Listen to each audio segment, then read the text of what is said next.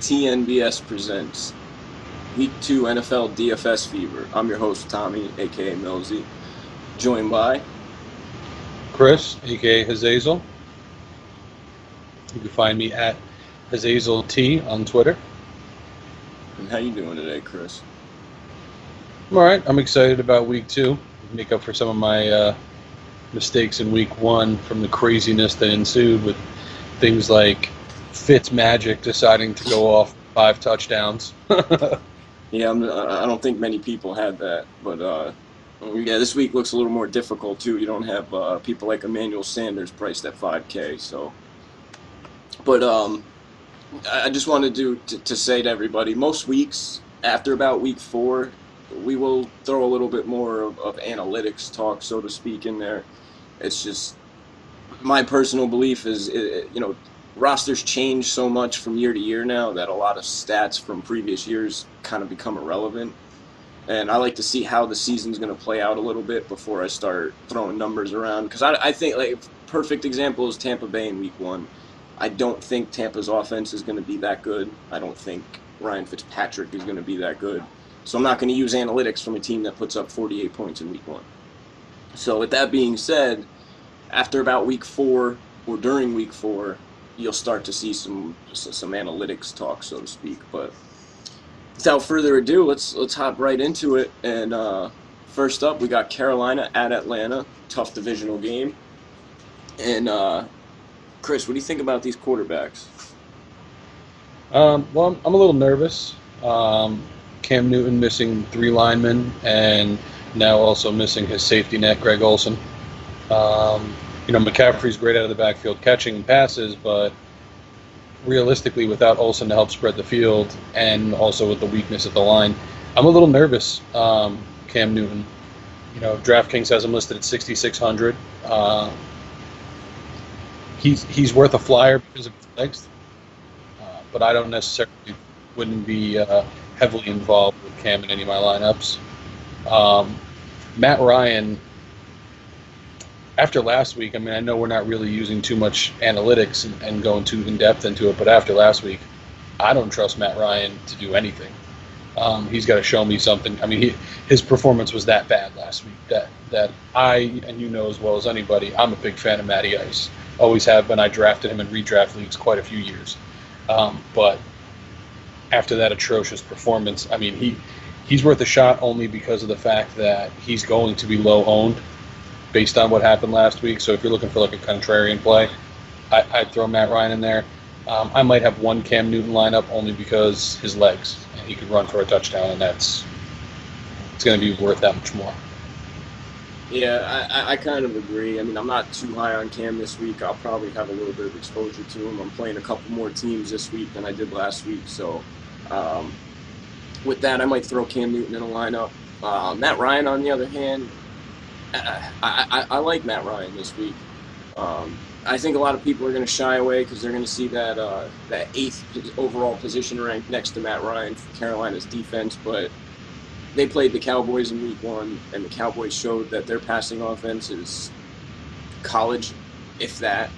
So, with that being said, I think Matt Ryan can torch this secondary.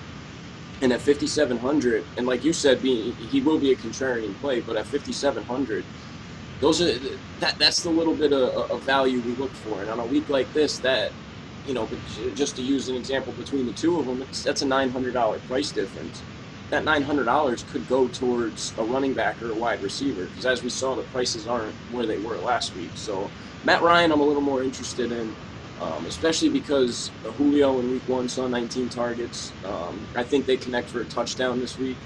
So Matt Ryan, mostly because of his price, I don't mind him this week. I won't go heavy on him. He does still worry me a bit, but I will have a little bit of exposure to him.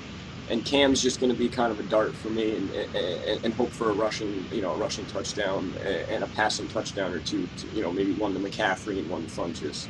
But moving on to running back, do you see anything you like here? Well, running back intrigues me because has the report come out yet on Kuechly on whether or not he's going to miss this week's game? I know he went down late in the fourth quarter of that Cowboys game with an apparent knee injury, they said, or he was clutching his knee. I think he's all set for this week. I think they're monitoring his reps at practice. He is listed as questionable, but I think that's more of the like last week we saw Will Fuller listed as questionable. He was a true questionable. I think they're kind of just holding Kuechly out a bit to save him some practice reps and let him heal up. But from what I have read earlier today and reports is that he is supposed to play on Sunday. Okay. My big thing is for the running backs, I like Christian McCaffrey. I think he's a dual threat. His price tag at $7,000 could be a little bit better in terms of value. But I think with the absence of Greg Olsen, he's going to see a lot of targets now, especially little quick dump passes to avoid things like suicide blitzes and strong side blitzes. So that's the only way they're going to be able to kind of counteract that, because those little dump plays to Olsen aren't on the board anymore. I'm also intrigued to see what happens with Devontae Freeman on the other side of the board, because he went out with a knee injury late in the third. And he didn't practice today. Yeah. So if Devontae Freeman is, even on the doubtful side of questionable, I love Tevin Coleman. Because not only is he pretty much all they have, because, who's his backup? Ortiz, I think? I don't even know who. Yeah, so and you saw what happened when Tevin Coleman was given a little bit of run. He did have some nice plays. Overall, the Atlanta offense was stalling, but I think if they can game plan around having Coleman as opposed to Devontae Freeman, it's a different plan anyway. I feel like Coleman's the more shifty of the two, and Freeman's the more power back style. So when you game plan depending on who you have, and at 5,300, I absolutely love him if he's the future back. I don't care who you are. At 5,300 for a future back is money in the bank as far as I'm concerned. So if Freeman sits, I'm going to be Tevin Coleman up. If Devontae Freeman is a true questionable to the point where we won't know until the game starts, or they're still hesitant to give him the go-ahead, I'm going to shy away from the entire backfield in Atlanta, because the only value there is if Coleman's by himself at 53. At 6,000, Devontae Freeman's a decent value, but if he's kind of borderline, he tweaks that knee, you just threw $6,000 out the window. Yeah, I'm going to be avoiding Freeman whether he plays or not this week. I'm going to avoid him. If he does play, I don't think they use him much. CJ, just a quick note: CJ Anderson returned to practice today. He was sick, so no injury, just an illness, but he did return to practice today. Tevin Coleman, I think if Freeman's out, Tevin Coleman's going to be the chalk. He's going to be something like 30% owned, just because it's a week where we lack value. I'm going to take that kind of wait and see approach, and I'll obviously have some Coleman in my lineups if Freeman's out. But if we don't get word that Freeman's definitely out, I'm avoiding the situation as a whole. Christian McCaffrey, I don't like the $600 price increase from last week. I know he saw 9 targets, but he only had 10 rushers. And at $7,000, even if he put up 20 fantasy points, it's still not return. In the cash game, that's fine, but that's not going to do much for you in terms of GPP. So, but McCaffrey, I will have this week. I think he sees more in the 12 to 15 range of carries, and I could see the targets being around the same. I just think he has a little bit more success this week, considering Atlanta has some injuries in the secondary, like losing safety Keanu Neal for the year. But to me, at that price tag, it makes McCaffrey a little too touchdown dependent, and that worries me a bit, especially because in the goal, they used him last week against Dallas at the goal line, but they also used Steve Anderson too. So Anderson could poach the touchdowns from McCaffrey in terms of running back at the goal line. So that worries me a bit about him too. Hopping over to wide receiver, Julio Jones is the 3rd-ranked wide receiver on the week in terms of salary, only behind Antonio Brown and Michael Thomas. Rightfully so. He saw 19 targets in week 1, and 16 catches for 130 yards, or 169 yards. Honestly, I'll tell you right now. Let's see, Julio Jones last week, because just to do him justice, 19 targets, 10 for 169. and 1 rush for 11 yards. This week he gets Carolina's secondary, which, again, people might be shying away from him because they see that 9th rank under opponent's position rank. That might scare some people off, not realizing that Carolina played the Cowboys in week 1, who we saw their passing offense is not up to par at the NFL level right now. So Julio Jones I like a lot this week. What do you think about Julio and the rest? I'm with you on that.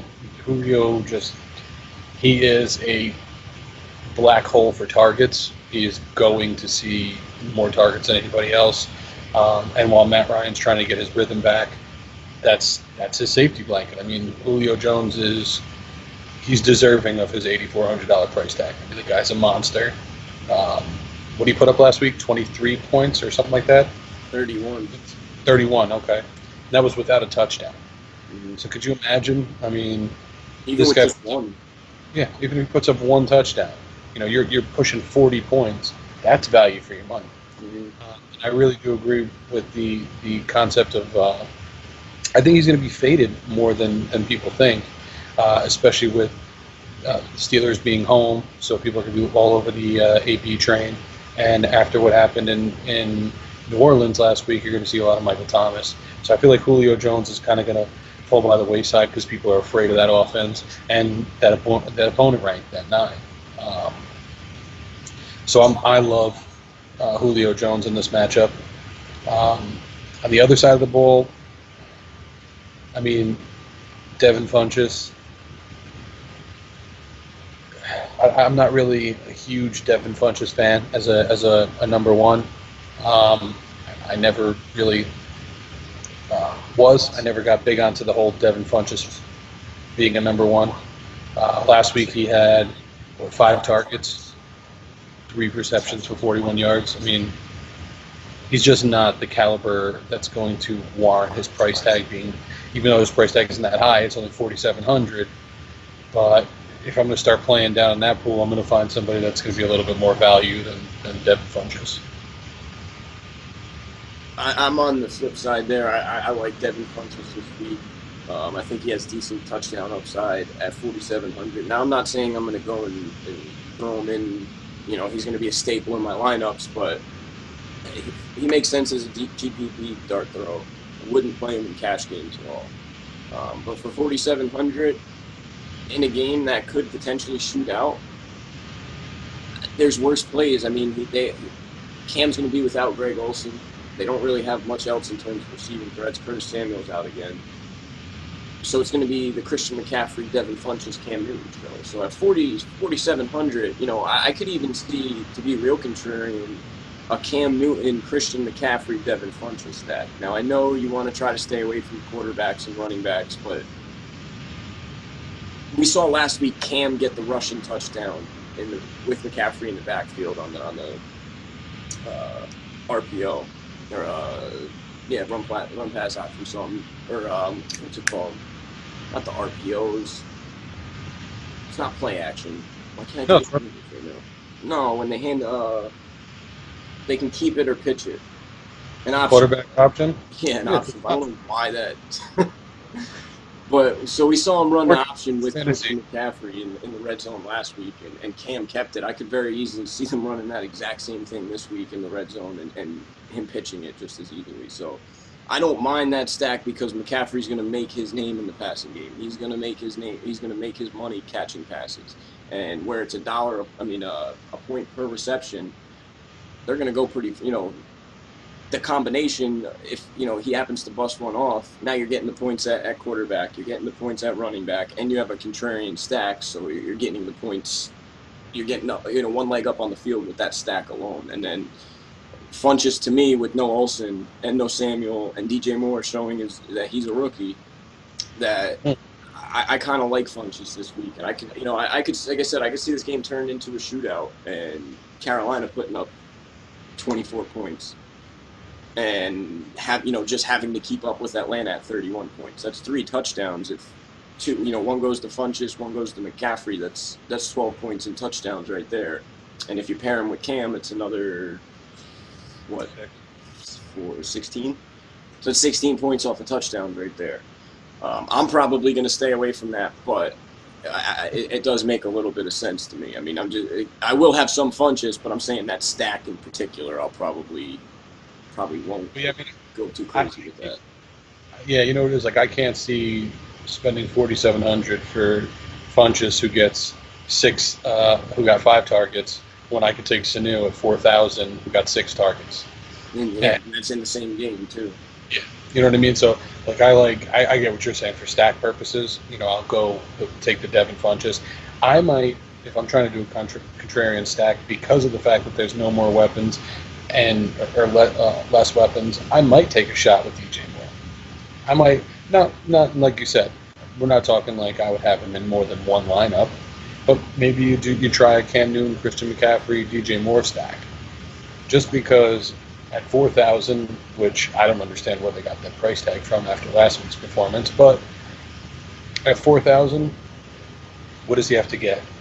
2 receptions for 35 yards and a touchdown, and you're loving life.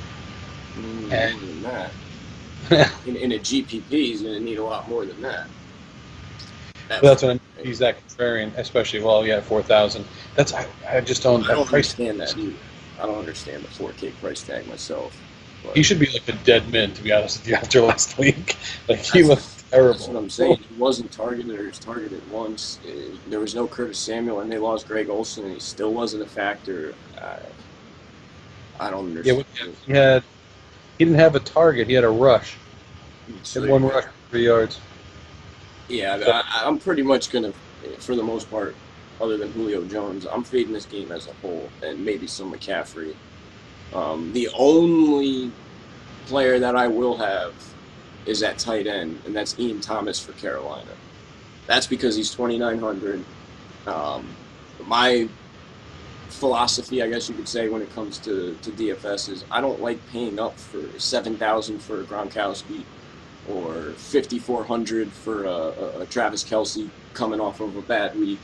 I'd rather pay lower. Tight end is just too inconsistent for me to say, okay, yeah, I'm gonna, I want to spend 7,000 at this position, or 5,500 when you look in comparison to other positions and what's available in that price range. So I like Ian Thomas at 2,900 at tight end. Yeah, I mean, I like him too, especially because, like you said, he's running low on weapons. Cam's going to have to throw to him. And then conversely, you have Hooper, who's also 2,900. So it's kind of pick your poison. Hooper did see 4 or 5 targets last week, so it's not that he didn't. And because they stalled out in the red zone, don't be surprised if you see Hooper getting a little bit more involved in the red zone this week, just because obviously what they were doing wasn't working. So they're going to have to switch it up. And I don't think Hooper saw a red zone target. I think all his targets were, middle of the drive type of middle of the field. So I like Ian Thomas just because of the fact, like you said, he's 2,900. Greg Olsen, and he's going to have to throw it to somebody. Especially if they start doubling Devin Funches, like who's he going to throw to? So I do like him at 2,900, especially as a contrarian play because I don't think he's going to be heavily owned. But I also like Hooper for the same reasons.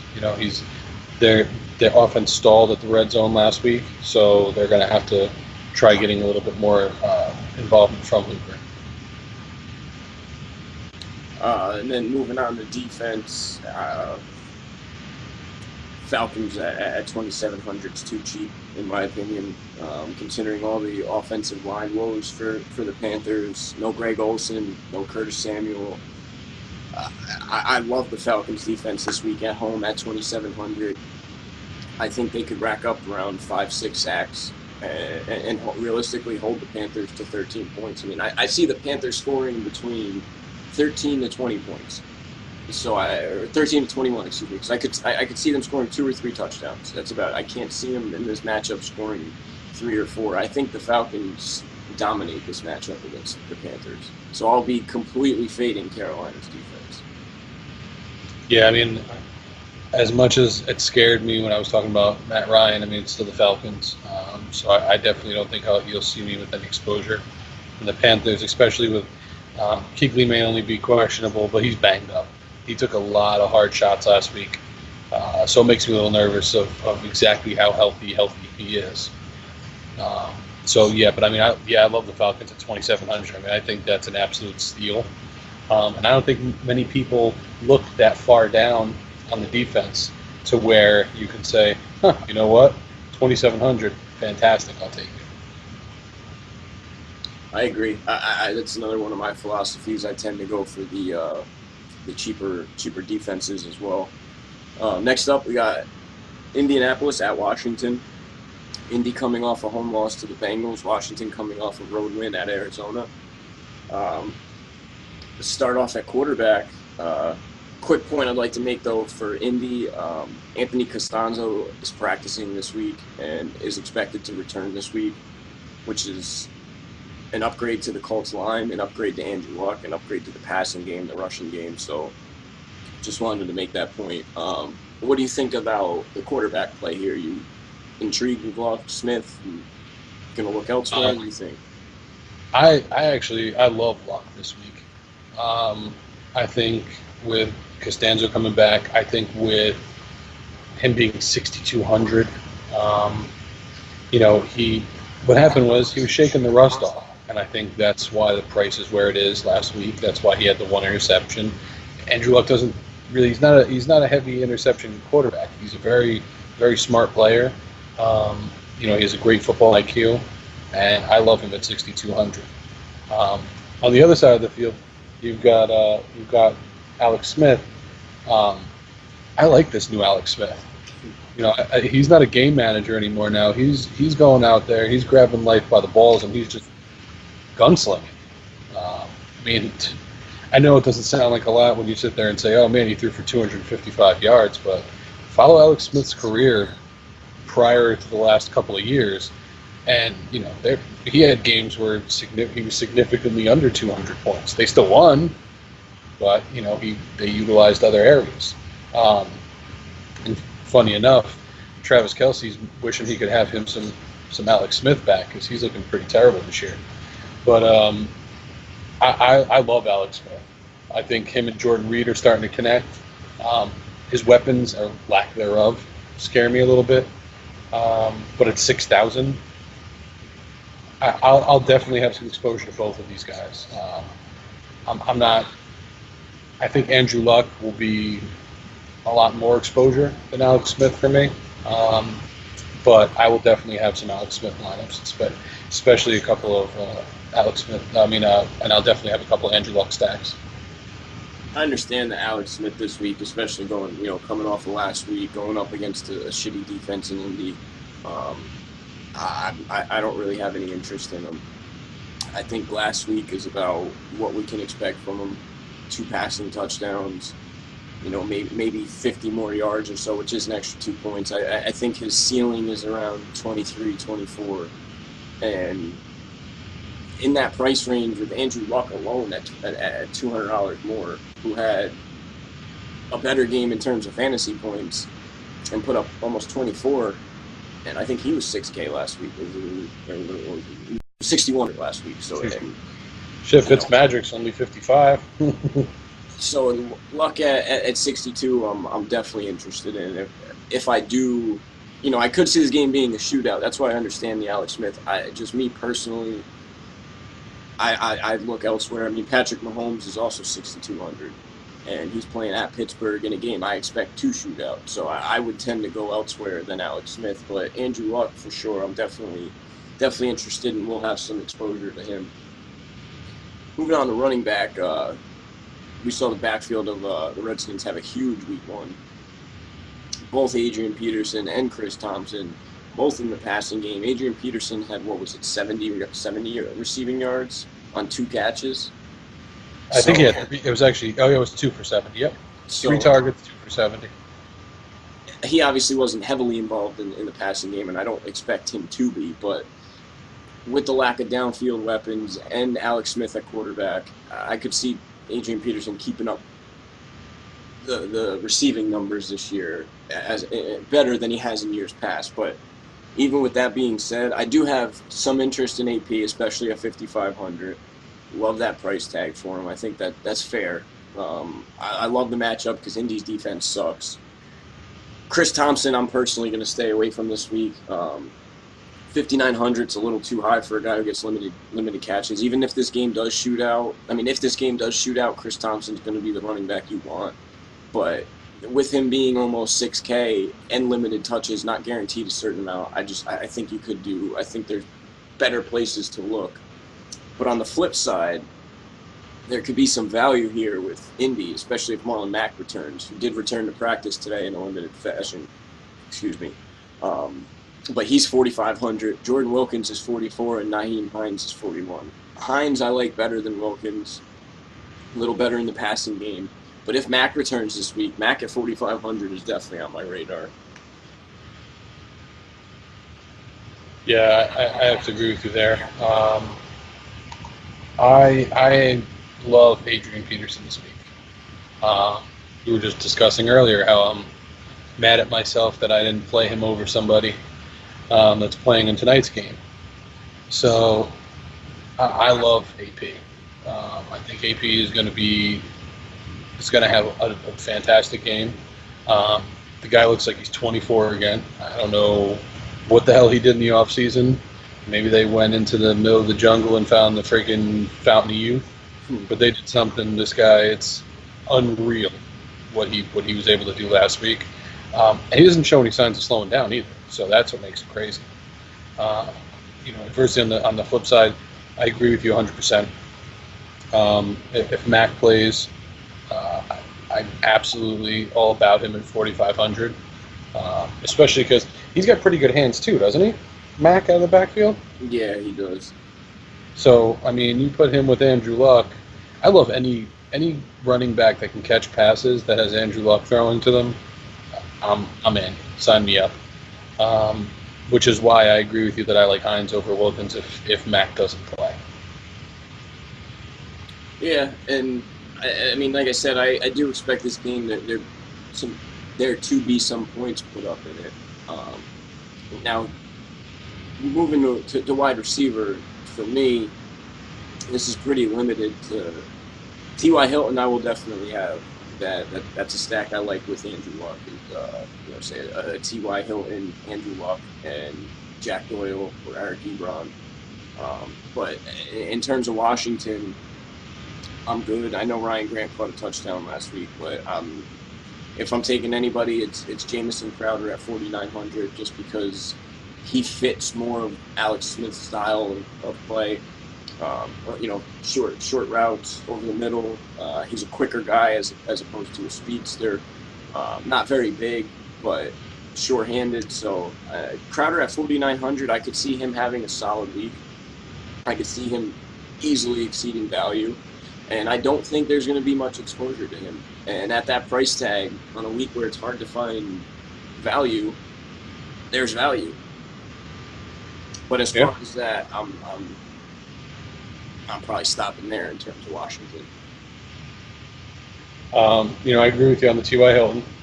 I love T.Y. Hilton in this matchup. Again, it's the same thing like with the running back. I love any wide receiver that's catching a pass from Andrew Luck, especially somebody the caliber of T.Y. Hilton. He's bouncing back, looked pretty good in week one. I was happy with it. I have a little bit of a difference in opinion with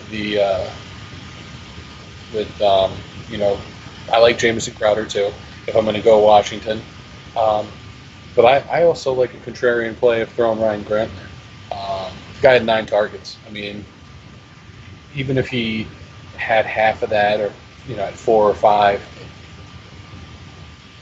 a speedster, Andrew Luck's arm, 5 targets is enough for me to warrant a guy with the price tag of 4,300. There's a lot of times you'll be sitting there and you'll have the end of your lineup and you're like, man, I got 4,500 left. Who do I spend it on? Trying to find that guy to plug in, yep. Right. I love Grant as that guy to plug in there.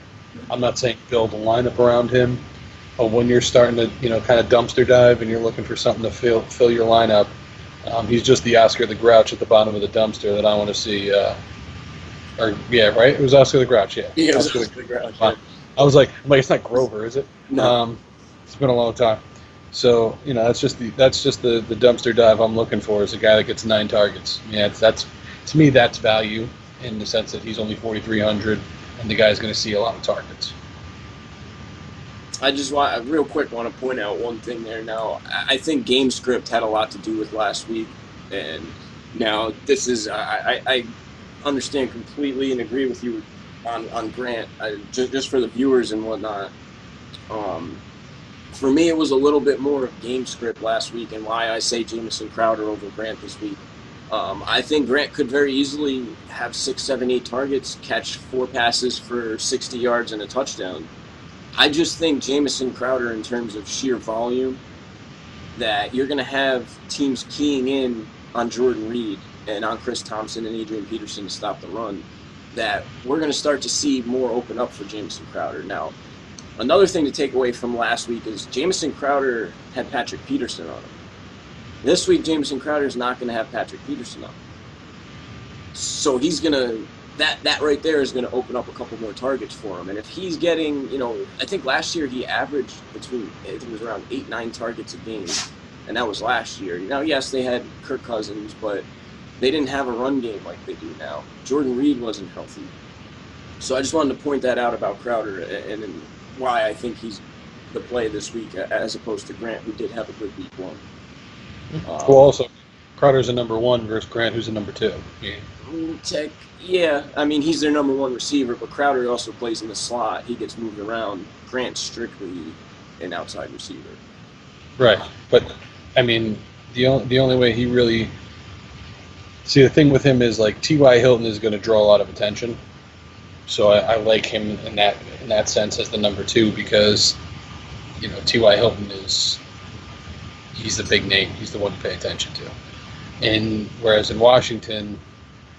I do like Crowder because of the fact that, he's the number 1. At the end of the day, he is the de facto number 1 wide receiver. He's their top option. What do you have, Richardson and Doxson? I mean, they're not. There's a reason we didn't bring them up in this podcast. No, yeah, it's true. So. I mean, and it's not. You can't. I mean, at 4,300. I'll definitely have him in a lineup, at least one as a GPP dart throw. I'm just, in terms of, like, Crowder, I'll have more exposure to Crowder than I will Grant this weekend. Yeah. But, yes, and Grant's, he has the better quarterback throwing to him. He's not going to have defenses keying on him the way Crowder is, so. See, I think I'll have more Grant just because I'm always that guy that's looking for somebody in the 41 to 4,400 range, and I got burned last week because I played DJ Moore in a couple of them, but I also was smart in some of them and swapped him out for Cole Beasley, who had an amazing game. So it's all about, like, for me, I need that guy. I need that 1 or 2 guys that I can have there at the bottom end of the spectrum in terms of price that have a chance to really blow up my team. That's what makes the difference in GPP is that guy at 4,300 that puts up 28 points. Yeah, I mean, I see where you're coming from. I can't argue with it, especially in GPPs. Hopping over to tight end, I absolutely love the tight ends in this game, but I'm going to kick it to you first. What are you looking at here at tight end? I like Jordan Reed. I've been a big fan of Jordan Reed for a while. His injuries have always made me nervous. But I love the fact that he's got Alex Smith throwing to him now because Alex Smith loved him some tight end. Just ask Travis Kelce. So now Jordan Reed is basically the de facto benefactor of that. And Indy scares me a little bit. I like Jack Doyle. I do.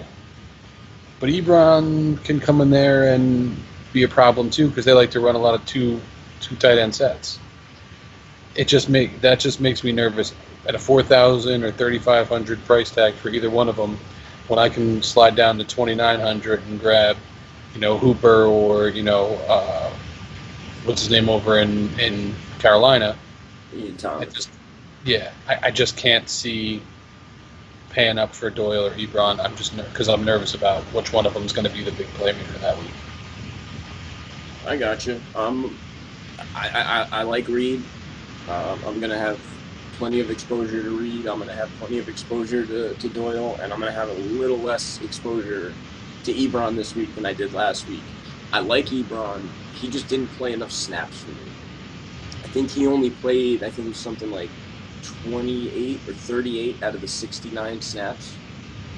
So he didn't even play 50% of the snaps. Now, he was productive in his time on the field, but I can't rely on a guy who's only going to be on the field, say, 40% of his team snaps, even if he gets a 50% target share when he is on the field. I can't. I will have some of him, but I'm going to have more Doyle this week. Doyle's the same price as he was last week. He saw 10 targets and didn't catch a touchdown. And most weeks, Doyle's going to have multiple red zone targets. Like, T.Y. Hilton's not great in the red zone. So that's when I think Ebron and Doyle are really going to make their money. And Doyle this week, coming off of 10 targets at 4K, wanting to make up for that fumble that lost him the game. Doyle's one of my favorite tight ends this week. Kicking over to defense, I don't think you can play either one of these defenses. I think this game shoots out, so I don't know. Maybe if you want to take a stab with the Colts because they're 2,300, but even then, I don't like these defenses. Be prepared to be pissed off if you do that. Yeah, I don't like either one of them.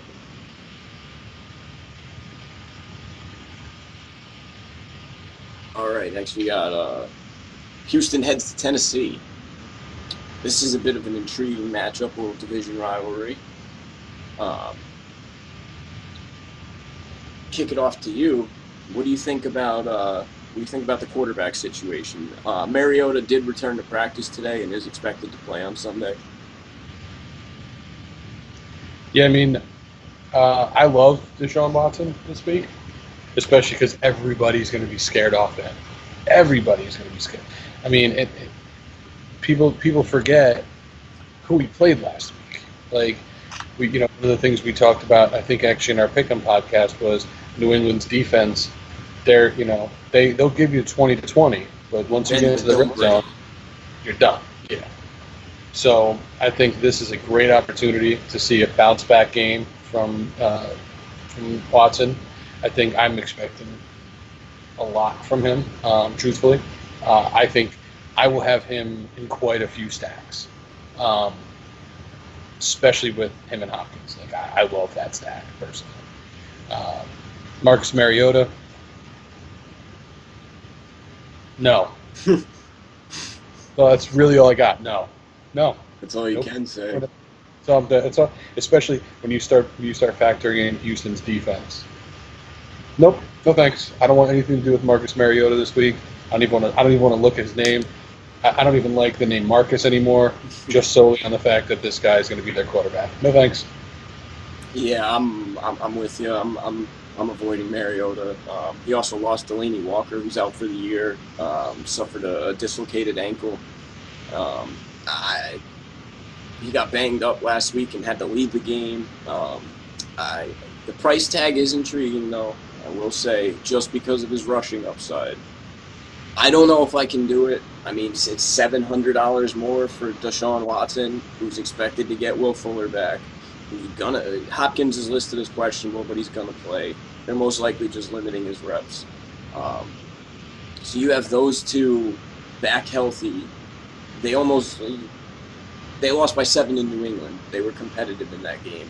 Tennessee just lost to Miami in Miami. Couldn't score. The only thing that worries me about this game, though, is the spread. The spread is only at Houston's actually getting points. That's what worries me.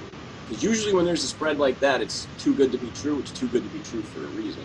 So I can't figure out why the spread is favoring Tennessee, but that worries me a bit from a DFS perspective about Houston, because that tells me that they expect Houston to not be able to score or not be able to stop Tennessee, which would be bad either way, because I'm not going to have Mariota, so when Tennessee goes off, I'm not going to get the points. And I won't be getting the points because it won't be Houston's offense who's doing anything. So it's like, that's in the back of my head. Keep in mind, last week, Tampa Bay was getting 10.5 and absolutely blew the doors off of the Saints. So you can't really. I mean, the spreads are great and everything like that, but you want to know why the spread's that bad? Because last week Deshaun Watson didn't have a Deshaun Watson game. Well, this That's is exactly what they call a trap game.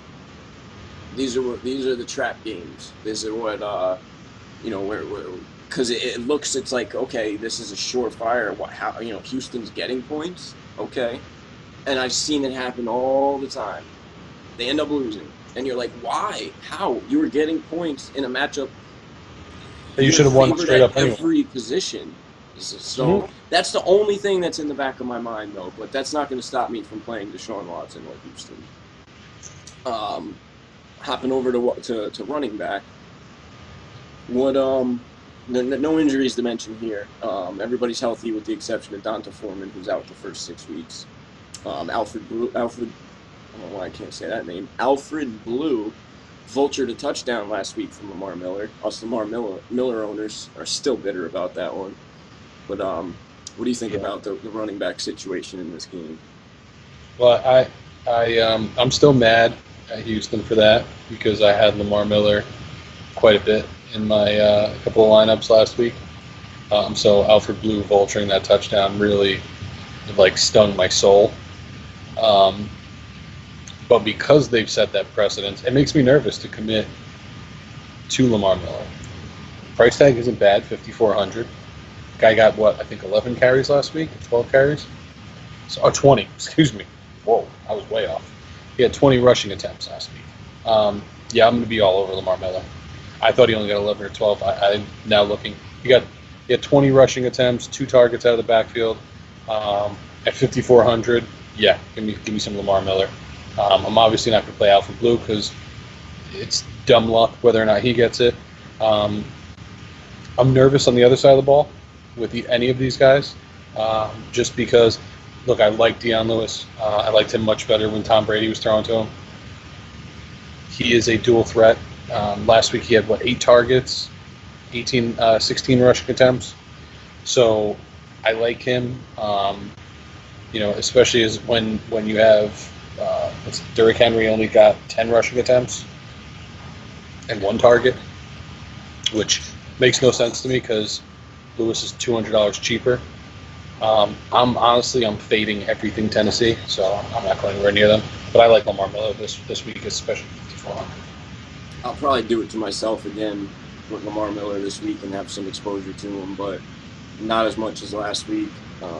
Derrick Henry, GPP dart maybe, but at 5,200, I'm not interested. If I do take a running back, it's going to be Deion Lewis. The only thing is Tennessee, if they're in catch-up mode, they're going to be rocking out with Deion Lewis. So with Mariota being a bit banged up as is, them being at home, them wanting to get the first win in the divisional game, I could see them trying to run the ball a bunch with Derrick Henry. So I'm with you. I'm probably just going to fade the Tennessee running back situation. Deion Lewis as a GPP dart at 5K makes plenty of sense, but none of these guys, or none of the Tennessee running backs am I focusing on or making it a point to get them in my lineups. Hopping over to wide receiver. Will Fuller, I believe, is expected to play this week. He practiced. He was limited in practice, but returned in a limited fashion where he hadn't been practicing before. Hopkins did not practice. Hopkins was also limited, but his limitations are more for rest purposes and to limit his snaps and whatnot. So both are expected to play. Corey Davis popped up on the injury report, but he's expected to play. I will say Corey Davis worries me a bit about the bunch because his is a hamstring injury that was suffered last week, whereas Fuller's happened 2 weeks ago.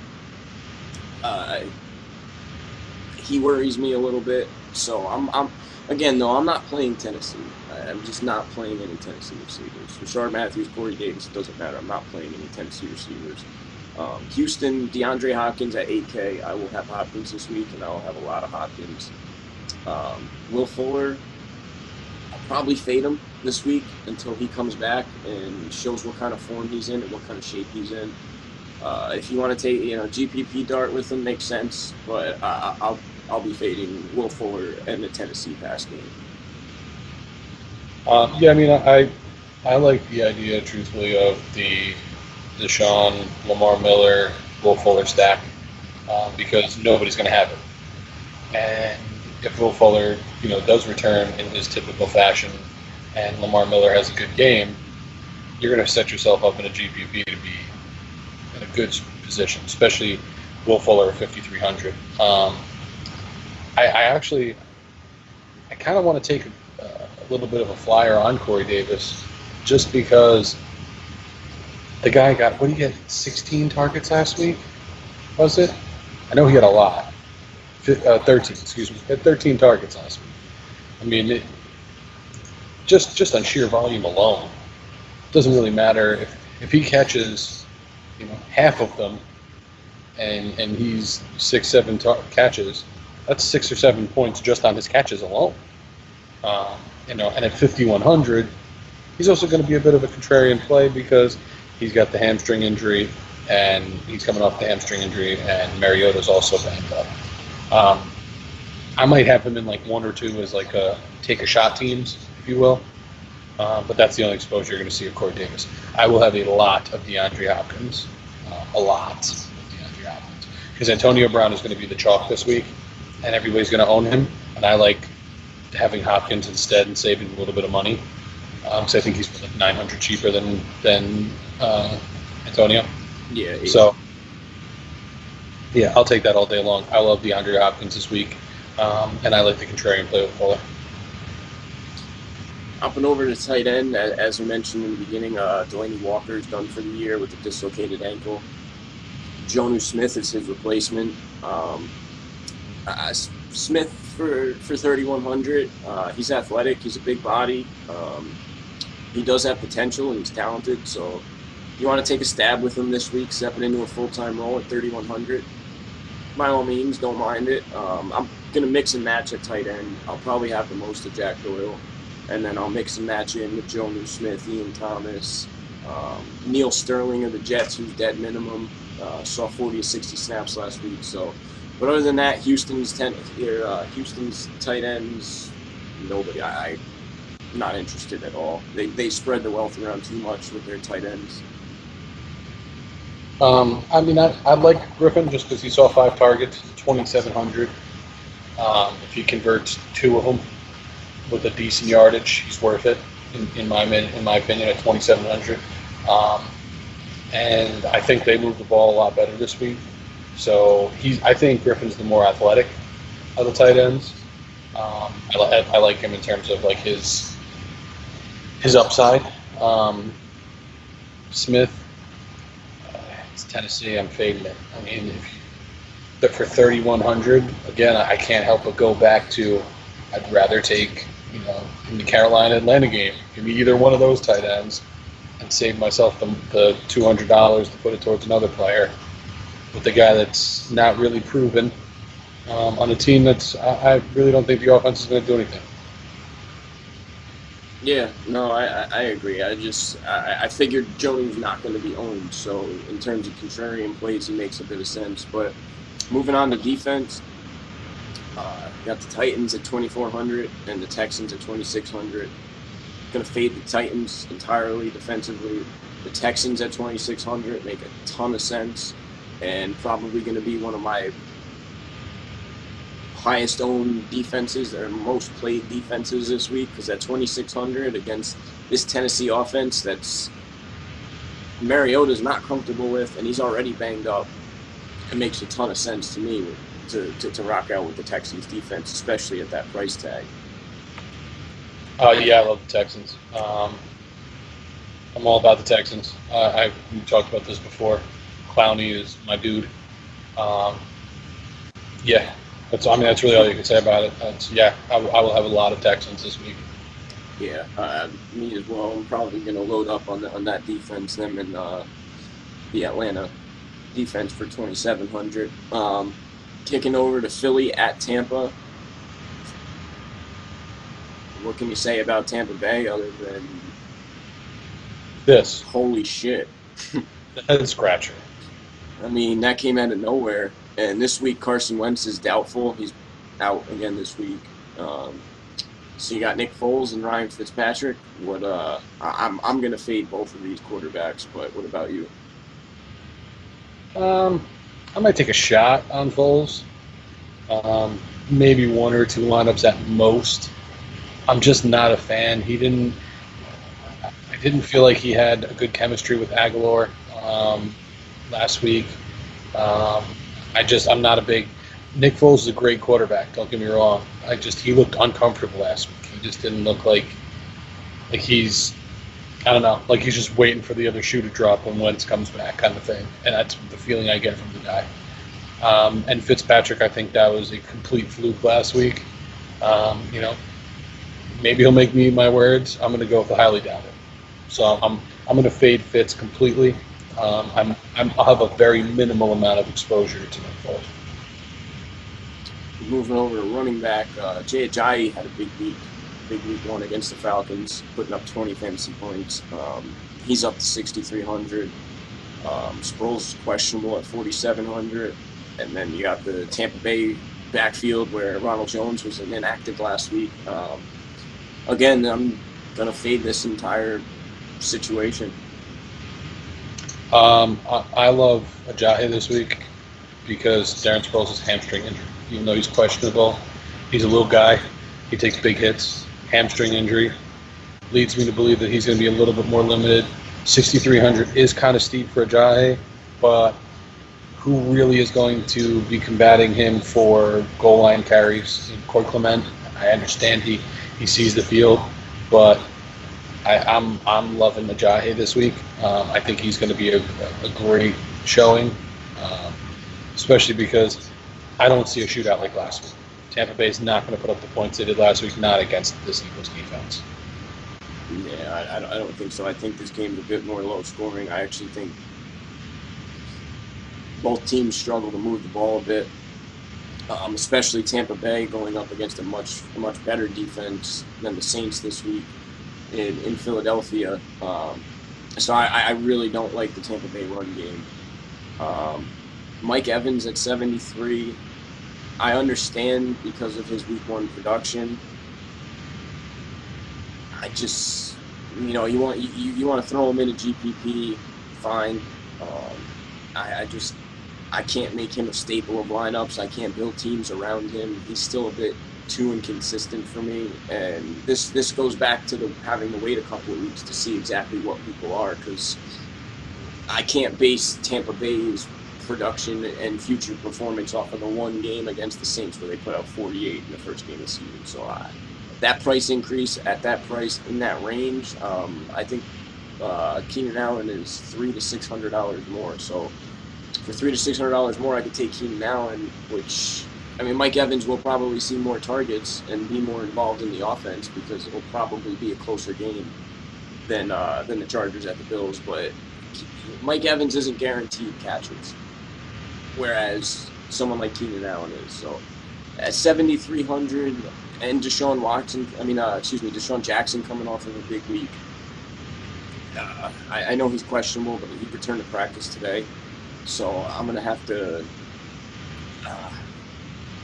I'm going to fade Mike Evans as well. Deshaun Jackson, he did all that with only 5 catches. That's his ceiling, so to say. He's a deep ball threat. That's what he is. He's a one-trick pony. He's not going to run. He limited route tree. So the only person I really would truly consider in terms of on Tampa Bay besides Mike Evans would be Chris Godwin. I like Godwin. He was primed for a bigger role prior to Deshaun Jackson having that huge game. So I still think they try to get Godwin involved more. So him at 4,600 to me, I don't mind.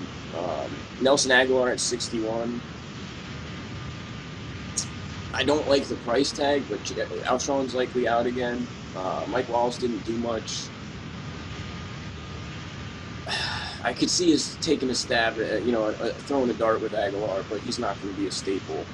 I just don't like this game. And there very easily could be a ton of fantasy points. I just can't find it. When it comes to teams like Philadelphia, I tend to struggle because it's such a week-to-week basis on who's going to go off and who's going to do what. And teams like that, I tend to avoid to go with more sure things, in my opinion. So honestly likely fading this whole game. I was just going to say I'm pretty much fading the whole game with the whole wide receiver core. I might have one Mike Evans, maybe one Godwin if I need it, but Godwin's 4,600, and you don't know what's going to happen. It's Fitzpatrick. Like, let's be realistic here. I like Aguilar. I think Aguilar's value goes up when Jeffrey comes back, personally. I don't think Aguilar is a standalone number one. He just can't do it. He's when you double cover him, he's just not the same caliber of receiver. When you line up Alshon on the other side, now he's got a little bit more room to breathe. So I'm pretty much, aside from maybe one or two taking a shot in the dark with Evans or Godwin, I'm feeding the whole wide receiver on the slate. And like I said, this game could very easily, provide a ton of fantasy goodness. I personally just tend to avoid games like this and teams that spread the wealth out, so to speak.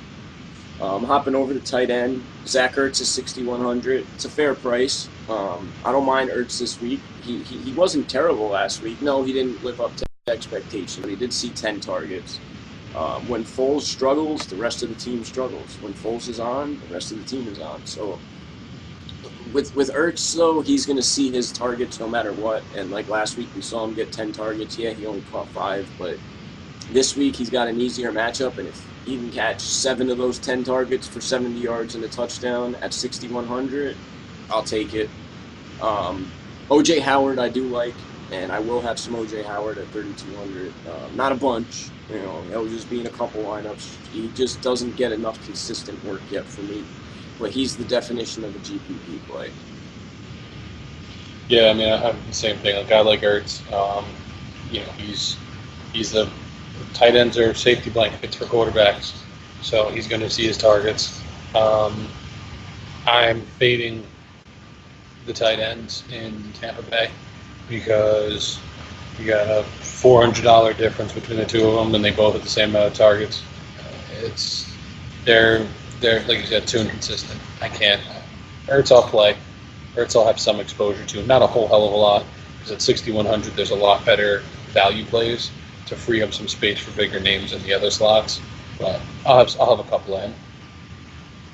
And then moving over to defense, I'm fading both these defenses. I'm not paying 3,400 for the Eagles when I think the the Texans at 2,600 is going to provide the same, if not better, fantasy points in terms of price per point per dollar. So I'm fading both of these defenses as well. Yeah, pretty much. I mean, obviously I'm not going anywhere near the Bucs. I might have one or two of the Eagles just because they're a pretty good team defense, and turnovers are something that they can definitely make happen. But with Sproles being hurt, so he's not going to be returning kicks, I'll probably fade them both, truthfully. Next up, my team, the Kansas City Chiefs. No, I'm just kidding, but I do love the Chiefs offense this year. That is the team I am the highest on in terms of offense and fantasy goodness for the year. So the Kansas City Chiefs at the Pittsburgh Steelers. I think this game is going to be heavily targeted by people. I think this is going to be we're going to see a ton of game stacks on Sunday that include this game. Starting off at quarterback, we got Roethlisberger, who's questionable with an elbow injury. I believe he missed practice or didn't practice today, but they are expecting him to play on Sunday. Yeah, he missed practice today. I can't pay $6,900 for Ben. I know it's a great matchup. I know there's no Le'Veon, but in terms of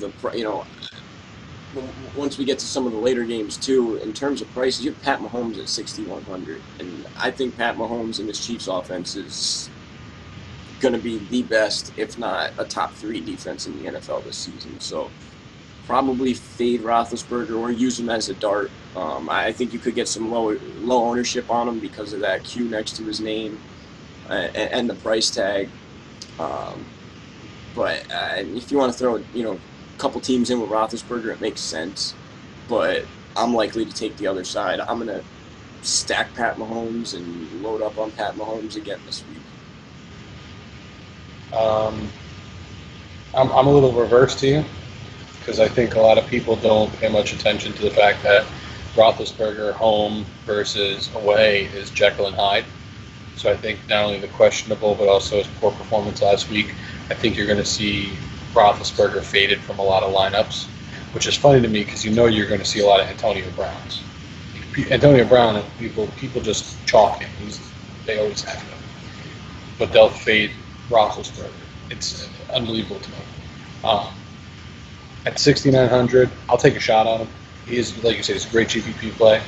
I'd probably stack him with Juju instead of with Antonio, just because it gives you a little bit more contrarian.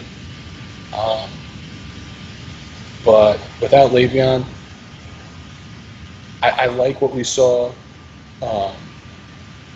last week from Connor. I just don't know, is that sustainable? Is that what to expect from him? Like, we don't know yet. He had a great game. He had one great game. Let's see what else we get out. Pat Mahomes, I just like Pat Mahomes. I mean, I do. I'm not necessarily as high on him as you are, but I like Pat Mahomes. At 6,100, I think he's a great option. And I think if you don't have him in a bulk, quite a few lineups, you're probably going to be mad at yourself after the game's over. Because I do see this one being a shootout, absolutely.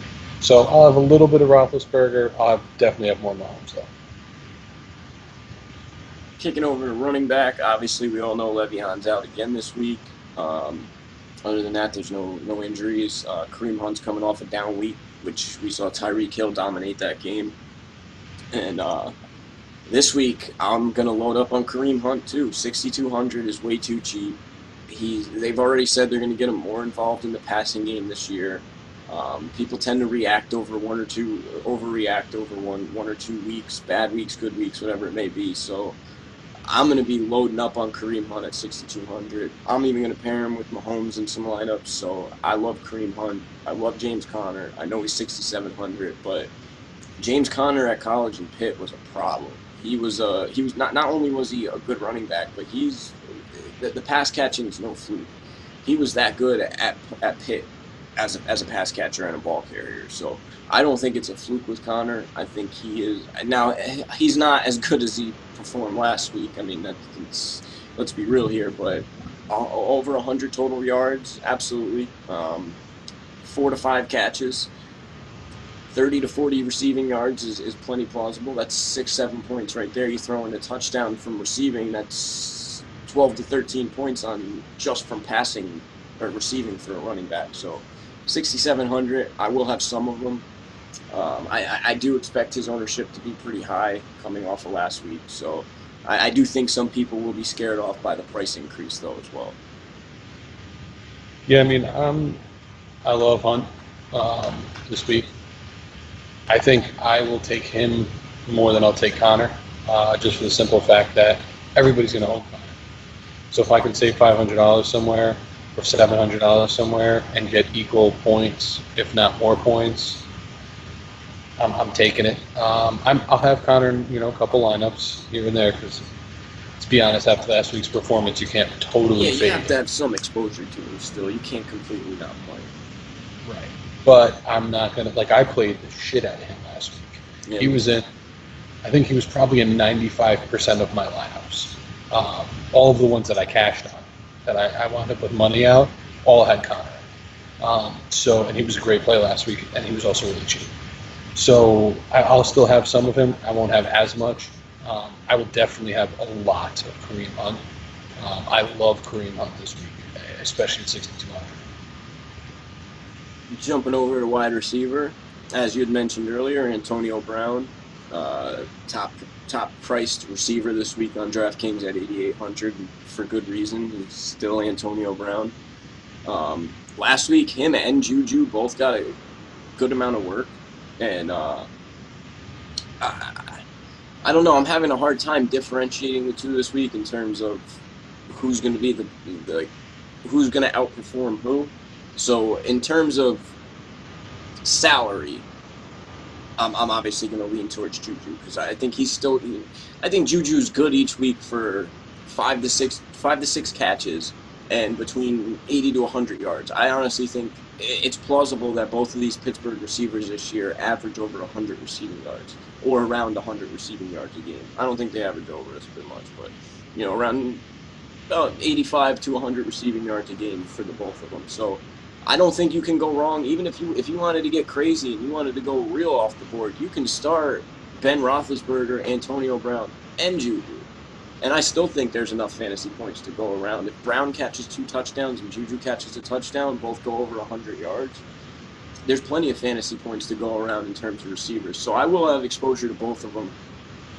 Tyreek Hill was, I think, my most played player last week, and I still didn't do nearly as well as I should have last week.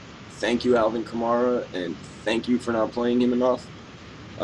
But again, this week, 7,600 paired with Pat Mahomes. I love it. I do expect this to be a much more highly owned stack this week, though, and expect Tyreek Hill to be a lot more owned than 9% like he was last week. So I could see him up around 15, 16%, but I still think that 7,600 is going to scare some people off. So there is one value play I wanted to talk about this at wide receiver for Kansas City real quick before I kick it to you, though, and that's Sammy Watkins.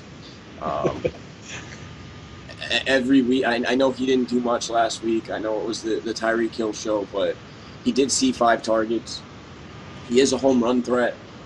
Throughout preseason and training camp, there's been talk about how well he's worked with Pat Mahomes.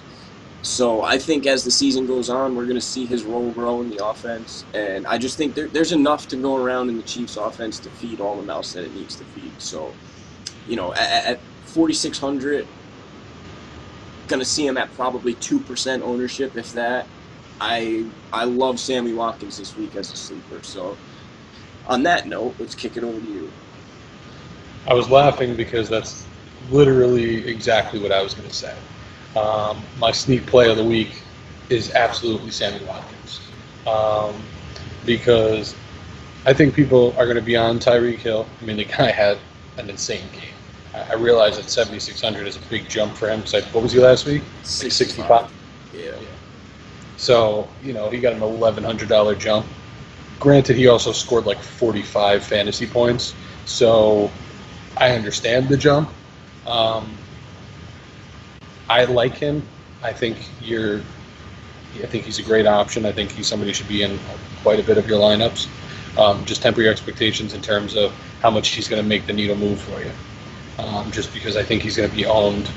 I honestly think he's going to be closer to the 20% own rate, just because I think he was the number 1 offensive fantasy option last week, wasn't he? He beat out Alvin Kamara. He beat out. I think he beat out everybody.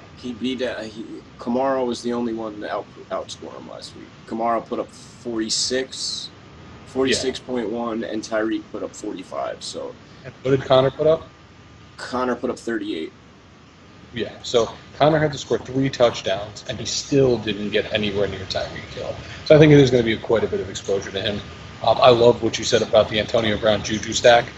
I think that's an awesome stack to run Roethlisberger, AB, and Juju at home.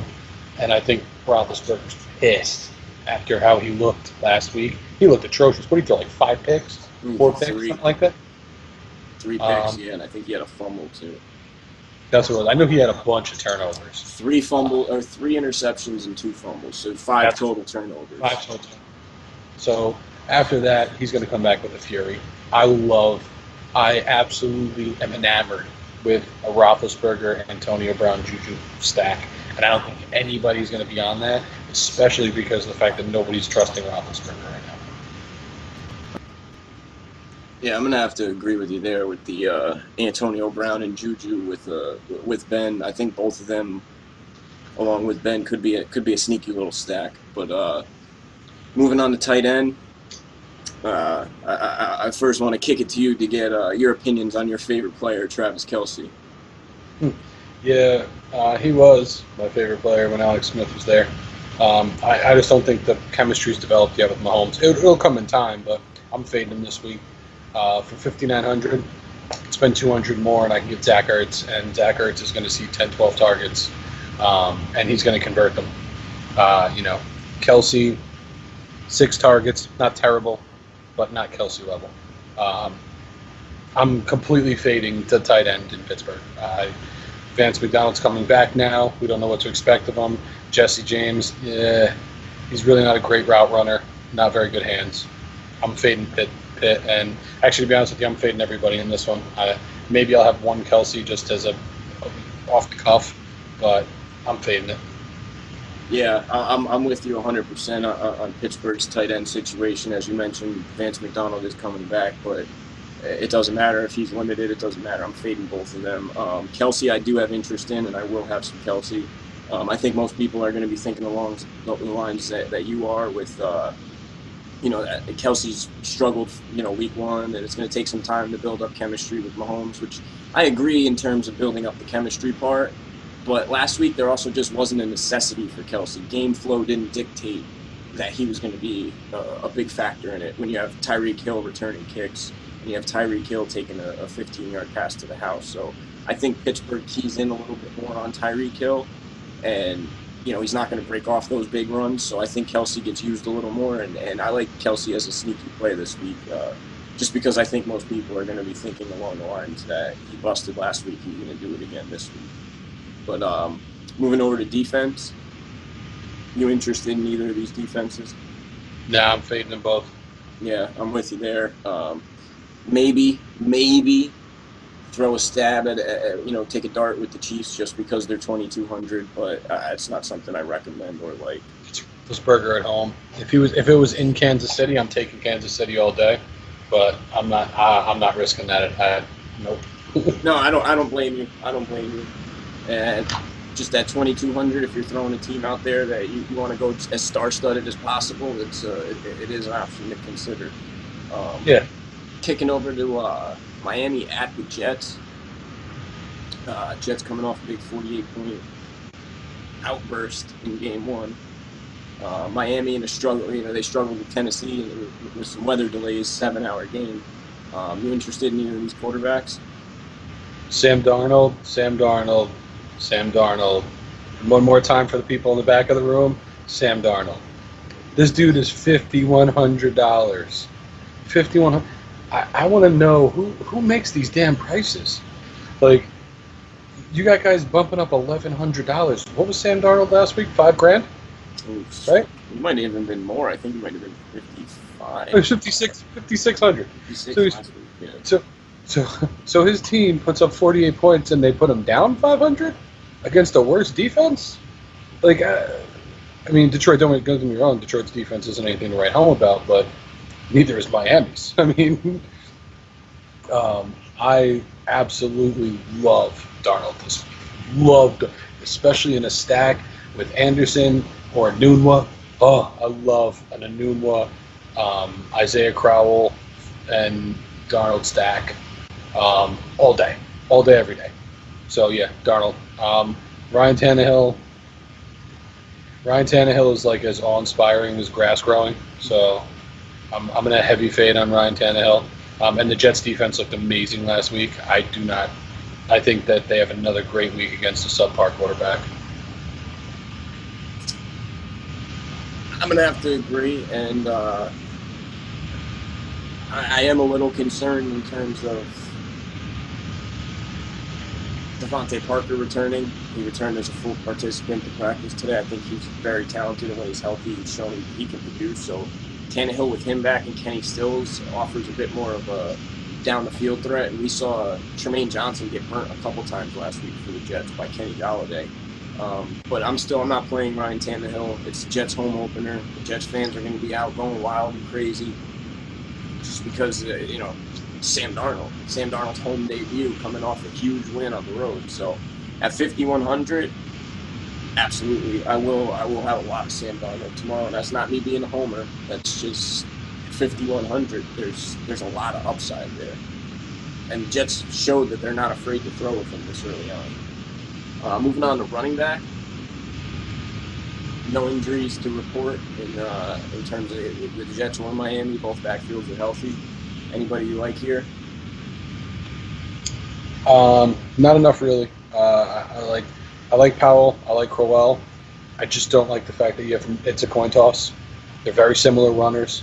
I think Crowell has the better hands, right? Out of the two of them. Powell is the pass. Powell has. So I would actually put Powell if I was going to do that stack I was talking about before instead of Crowell. Kenyon Drake.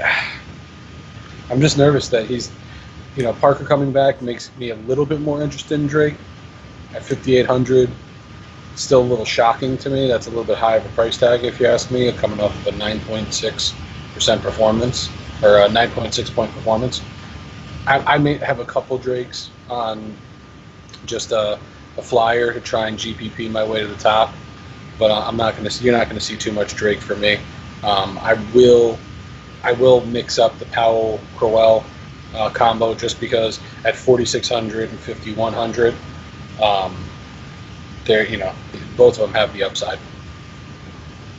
I'm a little bit on the other side of the fence. I like Kenyon Drake a lot this week, only because of his pass catching ability. I think, we do see the Jets' pass defense shut down Miami's pass offense a bit.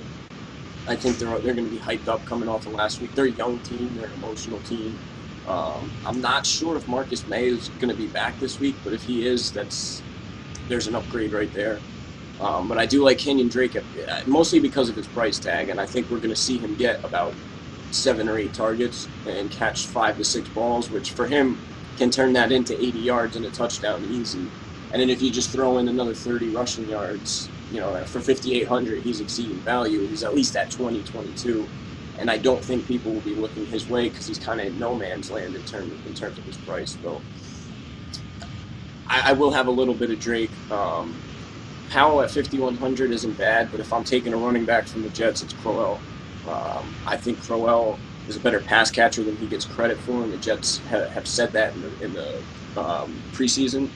And I think they look to get him the ball a bit more this game after ripping off a 62-yard touchdown run last week. He went over 100 yards on 10 carries and 2 touchdowns. So I think, they brought him in as a free agent because they didn't, Powell's not an every down back. He's a nice change of pace back, but he's not a guy that should be in most first and second down. So I think they start to incorporate Crowell a little bit more. And if the Jets do get to the red zone, they've shown that they're going to run the ball with Crowell at least once or twice each series. So Crowell at 4,600, I really like a lot, especially with the Jets going home. Moving over to wide receiver, Kenny Stills had a big week last week for Miami, filling in for Devontae Parker as the number 1. Jets kind of spread the wealth a bit. What are you looking at here? Anything? Anunwa and Parker. Anunwa's 4,700. I mean, that's too cheap.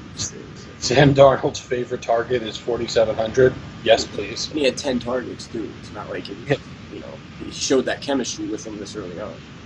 Well, he was the number 1 targeted wide receiver in the Jets on the Jets roster. Mm-hmm. So he received the most targets of anybody. I love Parker at 4,500, and I think he's going to be the silent assassin this week. I don't think that Miami puts up a lot of points, but I think Parker's probably responsible for most of them. So I'm going to say those are the 2. I like Anderson. My problem with Anderson is he had 1 target, 1 reception, 41 yards, which is great. Hey, listen, he had a 41-yard touchdown catch. That's a fantastic, stat line when you just think of the 41 yards and a touchdown.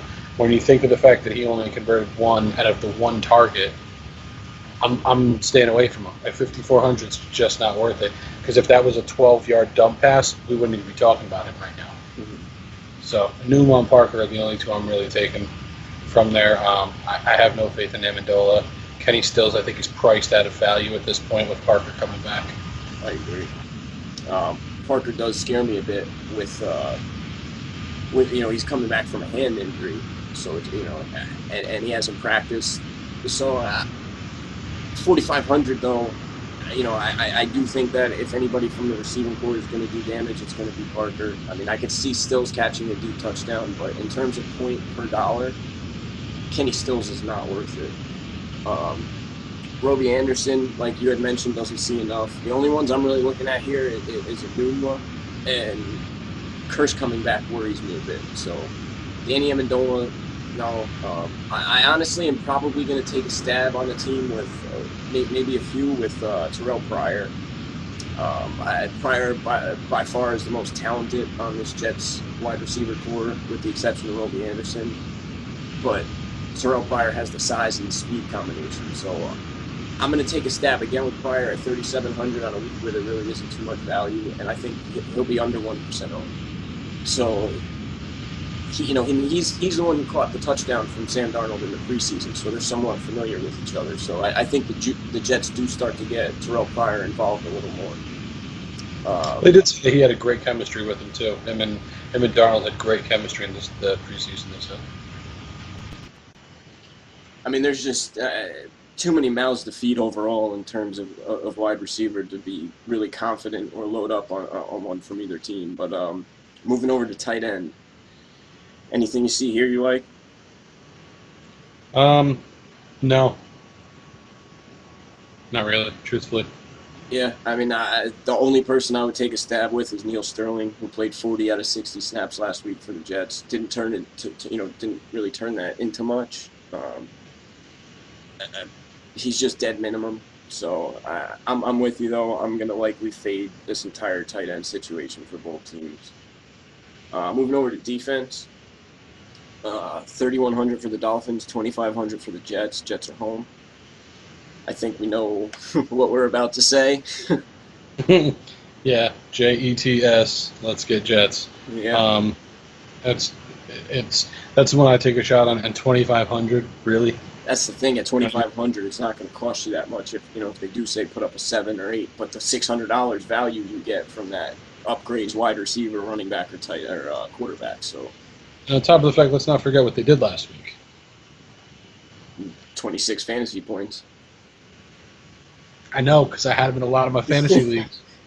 Yeah, me too.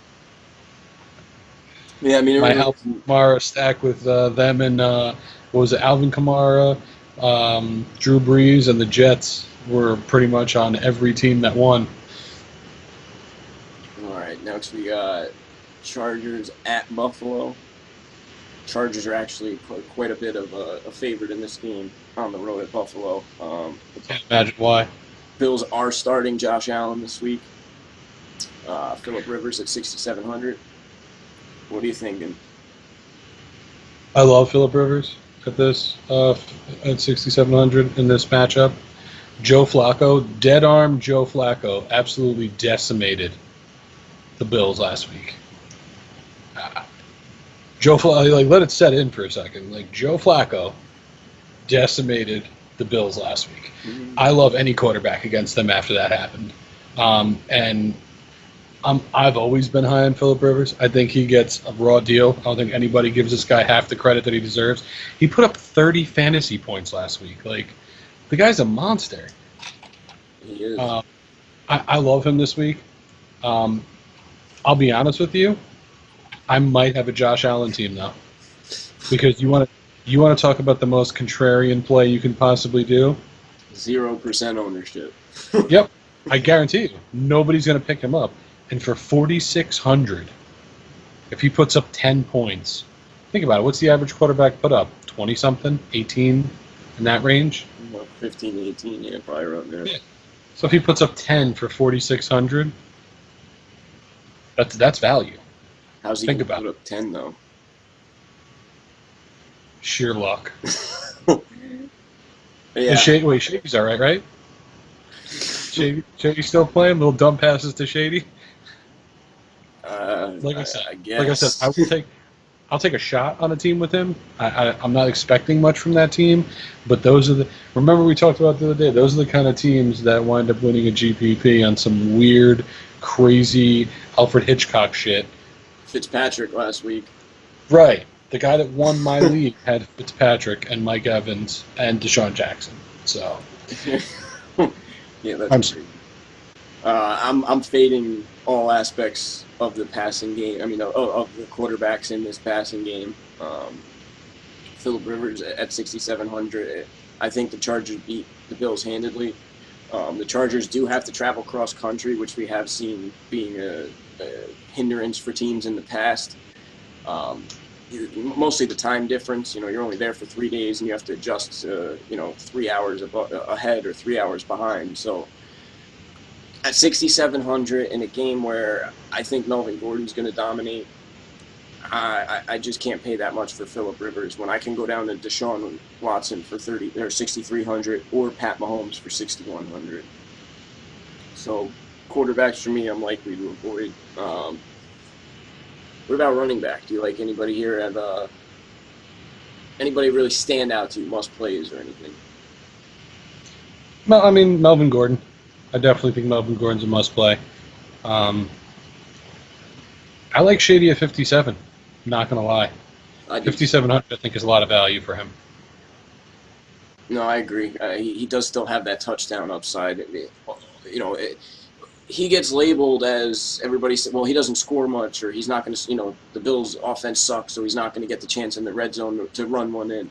Good.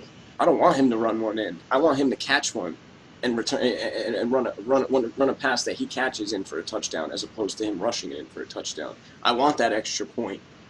That makes a difference. That could be the difference between winning $50 with a team or winning, $30 with a team, or $35. So I tend to agree that at 5,700 there is value there for McCoy.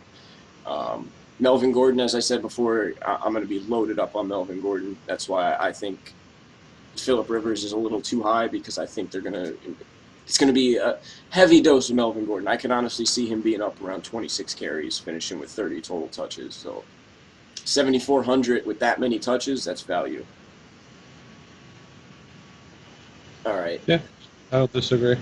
Kicking over to wide receiver, Keenan Allen at 7,800 leads the groups, and then it's a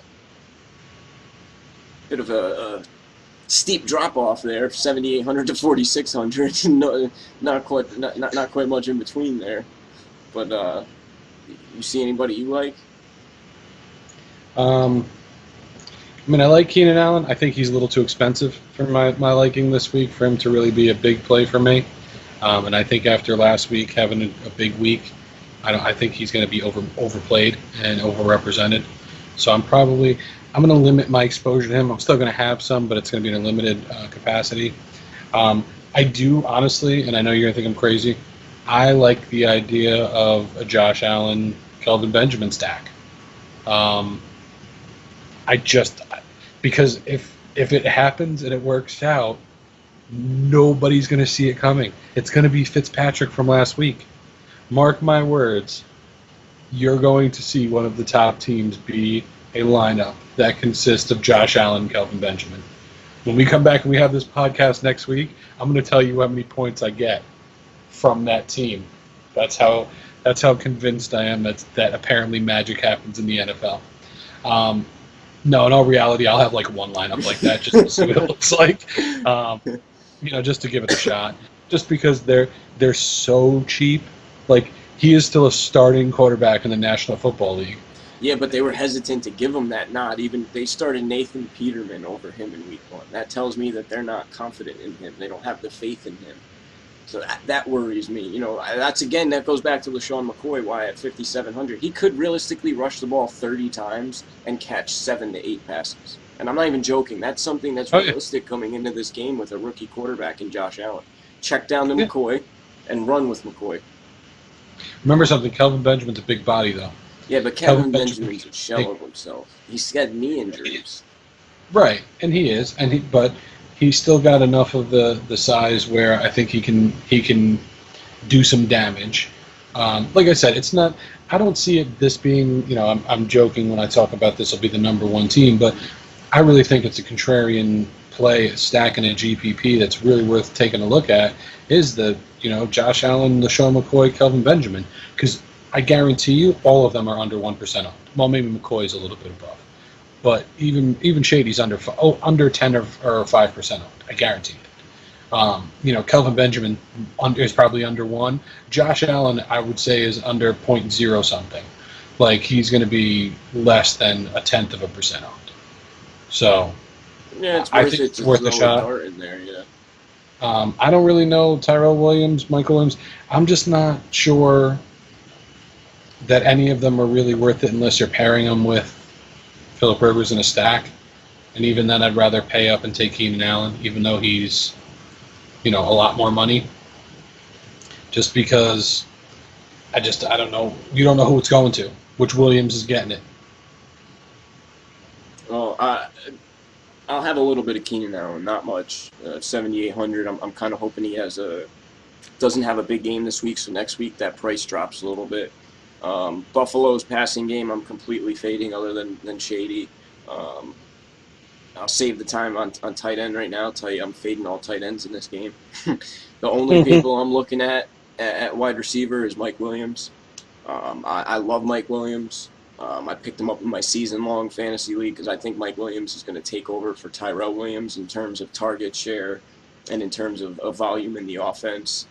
He may not necessarily start, but I think when he is in there, Phillip Rivers is going to start looking two ways: Keenan Allen and Mike Williams. So Mike Williams at 3,700, again, going back to a week where everybody's priced up and you need value. Mike Williams at 3,700. I could very easily see him catch, again, 5 for 80 and a touchdown. Tight end, as I mentioned, I'm good. I'm not playing anybody at tight end in this game. Do you have any tight end thoughts? No. Maybe Charles Clay if you're doing that stack with Josh Allen. If you wanted to be, mix it up a little bit, but that's the only way I'd see any of them. I don't trust Virgil Green or Antonio Gates right now, based on the timeshare between the two of them. Yeah, I'm good there. And the same thing with defenses. I mean, the Chargers are priced all the way up to 3,600, and I understand why, but I'm not paying $3,600 for a defense on the road that's facing a 3-hour time difference. And the Bills at 2,100 makes some sense if going back to the $2,200 as we mentioned for I forgot what defense it was, but $2,200 for them, it makes sense if you go to the Bills for 21. At least they're at home against a team where Phillip Rivers has thrown interceptions, so they at least make a tiny bit of sense to me. But I'm avoiding this game. I mean, these defenses as a whole. Yeah, I agree. I don't want anything to do with them. Not much to say about that. Next up, Minnesota at Green Bay. I will preface that with Aaron Rodgers missed practice again today. I personally think Green Bay is just kind of being coy, and he is going to play, and they're just saving him the reps. And, I mean, he came back into last week, and I understand that the soreness starts to kick in now and whatnot, but he's Aaron Rodgers. He will, in my opinion, there's no doubt that he's playing. If he finished that game last week, he's not going to sit this week. So what do you think about the quarterbacks? You interested in either one? Well, after Aaron Rodgers, what I like to call hold my beer second half last week, that's what I really feel like happened. Like, I really feel like he went in the locker room and he was like, oh, we're going to lose this game? No, here, hold my beer. And he just absolutely took over. I love him at 6,800. You could put the Q next to him all day long. Aaron Rodgers is going to play, and Aaron Rodgers is going to play well. Kirk Cousins at 6,400. They're playing in Green Bay, right? Yeah. 244 yards last week. I might have one team with him. I'm not going to have much exposure to Cousins, truthfully. Yeah, I like both of these quarterbacks in this game. I expect this game to shoot out. I think the game in Minnesota is low scoring, but I think this one's high scoring. Green Bay does have an improved defense, but I just see this game shooting out. And Rodgers at 6,800, under 7K. I'll take Rodgers every time. And Kirk Cousins at 6,400. I think that's a fair price for him. And I think last week a lot of the issues was with San Francisco and the fact that they were leading, pretty much dominating San Fran the whole game. Jimmy Garoppolo threw 3 interceptions. So we saw there wasn't a huge need for Kirk Cousins in that game. I think this game they do need him. Shifting over to running back, Dalvin Cook's the top price player at 6,500. You interested in anybody here? I like Dalvin Cook because of the upside of the pass catching, and the fumble obviously makes me a little leery about him because he can get in hot water for that. And Latavius Murray showed us last year that he could step up and take the spot if Dalvin Cook's not prepared. I'm going to have exposure to him, to Dalvin Cook. 6,500 is a little steep on the price tag, in my opinion. It's not like he's the only back or he's the only one getting touches. He was in, I think it was like 80% of the plays, 80.3% of the offensive snaps he was in for. But I think after the fumble, he might see that reduced just a little bit. His yard per carry, though, was pretty good. So I'll have Dalvin Cook. Not an overexposure to him, but I will have exposure. I'm nervous about Williams, but at 5,200 in Green Bay, he's a big boy. Williams is a big boy. So I'm going to have him. He really has very little bit of.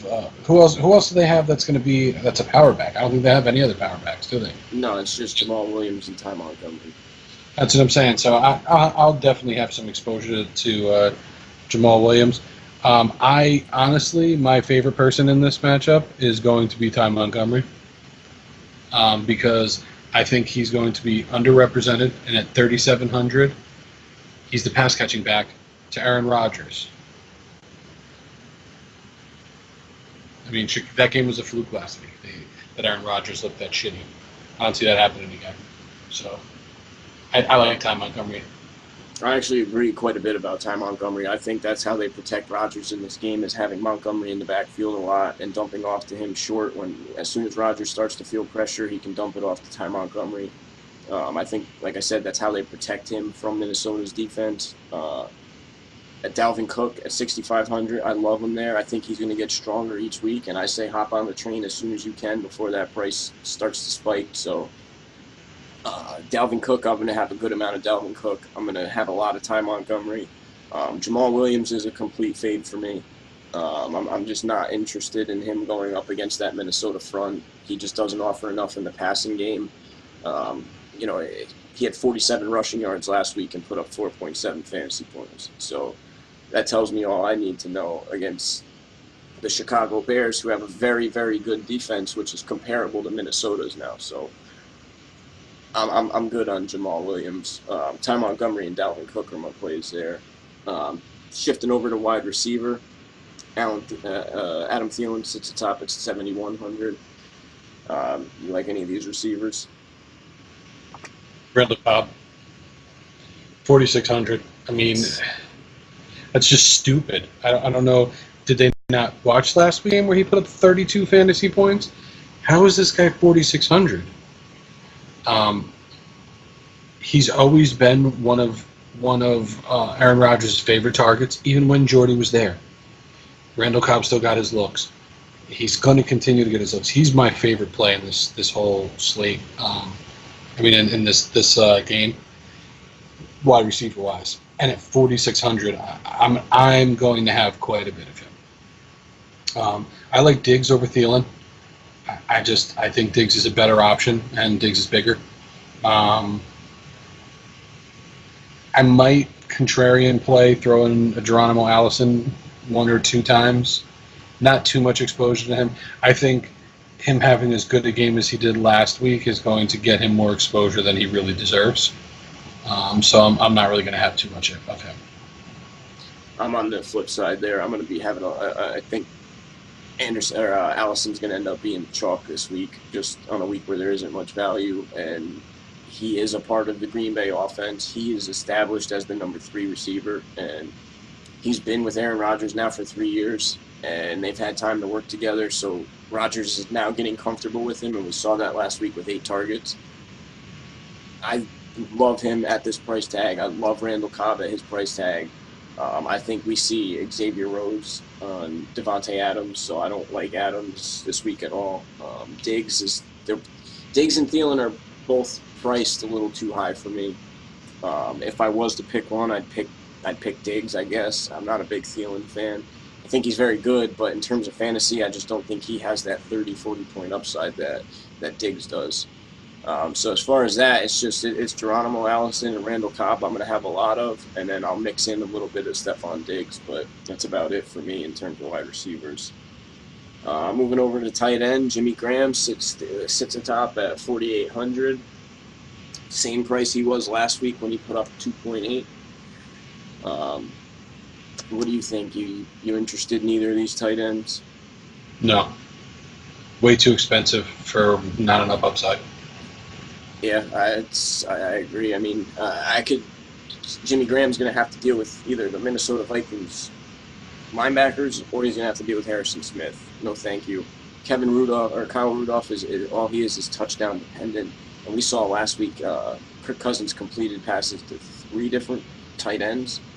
So that to me says that Kyle Rudolph doesn't have a strong grip on the tight end situation. He's not the main tight end. Like, they have blockers that come in, they have people they want to mix in. So at 4,200, that's a little too much for me.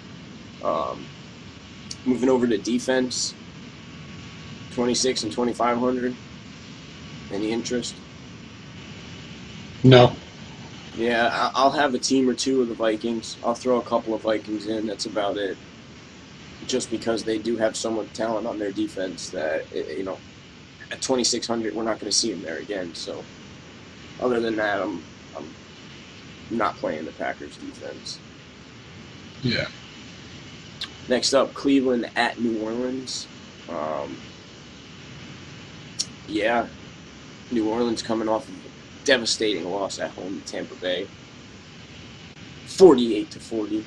A lot of fantasy goodness in this game last week, though. Starting off at quarterback, what do you think? You're going to be playing either of these quarterbacks? I'm going to be playing both of them. I like Breeze. I'm not going to have nearly as much exposure to him this week as I did last week because his price tag is so high. He was at 6,800, so he took a $400 drop. I thought if he was 6,800 again, I would probably be all over playing him this week. At 7,200, I feel like he's hitting the curve. 34 points. I don't think you're going to see the same type of performance that you saw last week. That was a necessity performance because they just weren't ready for the onslaught that Tampa Bay came out throwing at them. Tyrod Taylor at 5,900, I absolutely love this play. He's got brand new weapons. He's got mobility and running upside. I think the dude ran for like 80 yards last week. Didn't he? It was like 80, 85 yards, something like that. I know he's going to throw a pick. He ran for 77, excuse me. He's going to throw picks. It's going to happen. It's Tyrod Taylor. The guy he's got some accuracy issues. But at 5,900, I'll absolutely have a couple of stacks with him there. I agree. I'm not going to have much Breeze at all, if any. I think this is going to be last week was his highest scoring week of the season. I don't see him topping 34, 35 fantasy points again. So at 7,200, again, there's Deshaun Watson at 63 and Pat Mahomes at 61. And now Tyrod Taylor at 59. I love Tyrod Taylor. Like you mentioned, his rushing upside. He's loaded with weapons. Jarvis Landry, Antonio Callaway, David Njoku, Josh Gordon, Duke Johnson. So I really like Tyrod Taylor, especially at that $5,900 price tag. Moving over to running back. Of course, the top running back of the slate, Alvin Kamara, 9,500. What are you doing here? I love Alvin Kamara. Let me preface that with that. I'm avoiding Alvin Kamara like the plague this week. And the reason being that $9,500 price tag. He would have to mimic his performance from last week for it to be, or at least be close to it, to get the value. I mean, when you're talking about paying almost $10,000 for a running back, you're putting a lot of pressure on that guy. And he's going to have to put up 30, 35 fantasy points to even be worth it, let alone be in the money. He'd have to put up 45 again. I just don't see him repeating that. I mean, don't get me wrong, the guy's going to have a great game. He's probably going to put up between 25 and 35 fantasy points. That's going to happen. But enough to be value at 95, I don't think so. between Carlos Hyde and Duke Johnson. I like Duke Johnson. The pass catching abilities, like we were talking about, I will have quite a bit of exposure to Duke Johnson this week. Yeah, I'm gonna be fading the. I mean, I'll have some Alvin Kamara just because he's Kamara, but other than that, Duke Johnson at 4,200 is still a little bit too pricey for me. So I'm good on them. A little bit of Kamara, maybe throw in Hyde because he'll be the goal line back and he can catch passes, but overall fade for me. Moving over to wide receiver, Michael Thomas at top at 86. What do you think about the wide receiver situation in this game?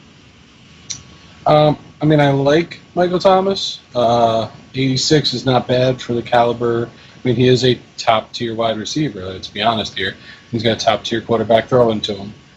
I like him as kind of a contrarian play to, like, your Antonio Browns and your DeAndre Hopkins lineups because there's no way you're going to be able to get Antonio Brown or DeAndre Hopkins and Michael Thomas into a lineup together.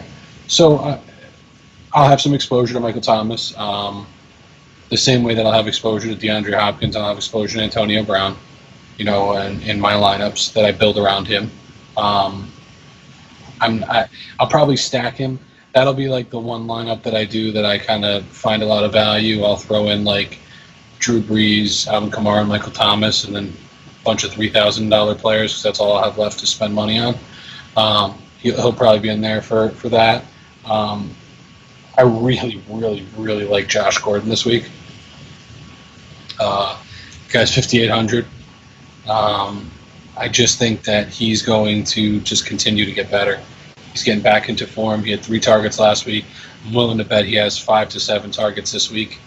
I like Josh Gordon. There's what's not to like about Jarvis Landry. I mean, 6,300, he's the number one, and he's a talented number one.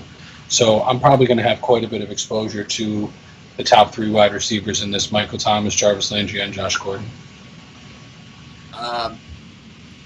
Michael Thomas a little bit too pricey for me this week.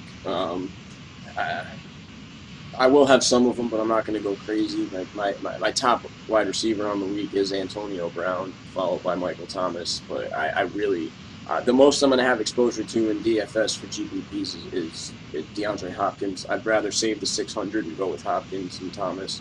I do like Jarvis Landry a lot, and I like Josh Gordon a bit too in this game.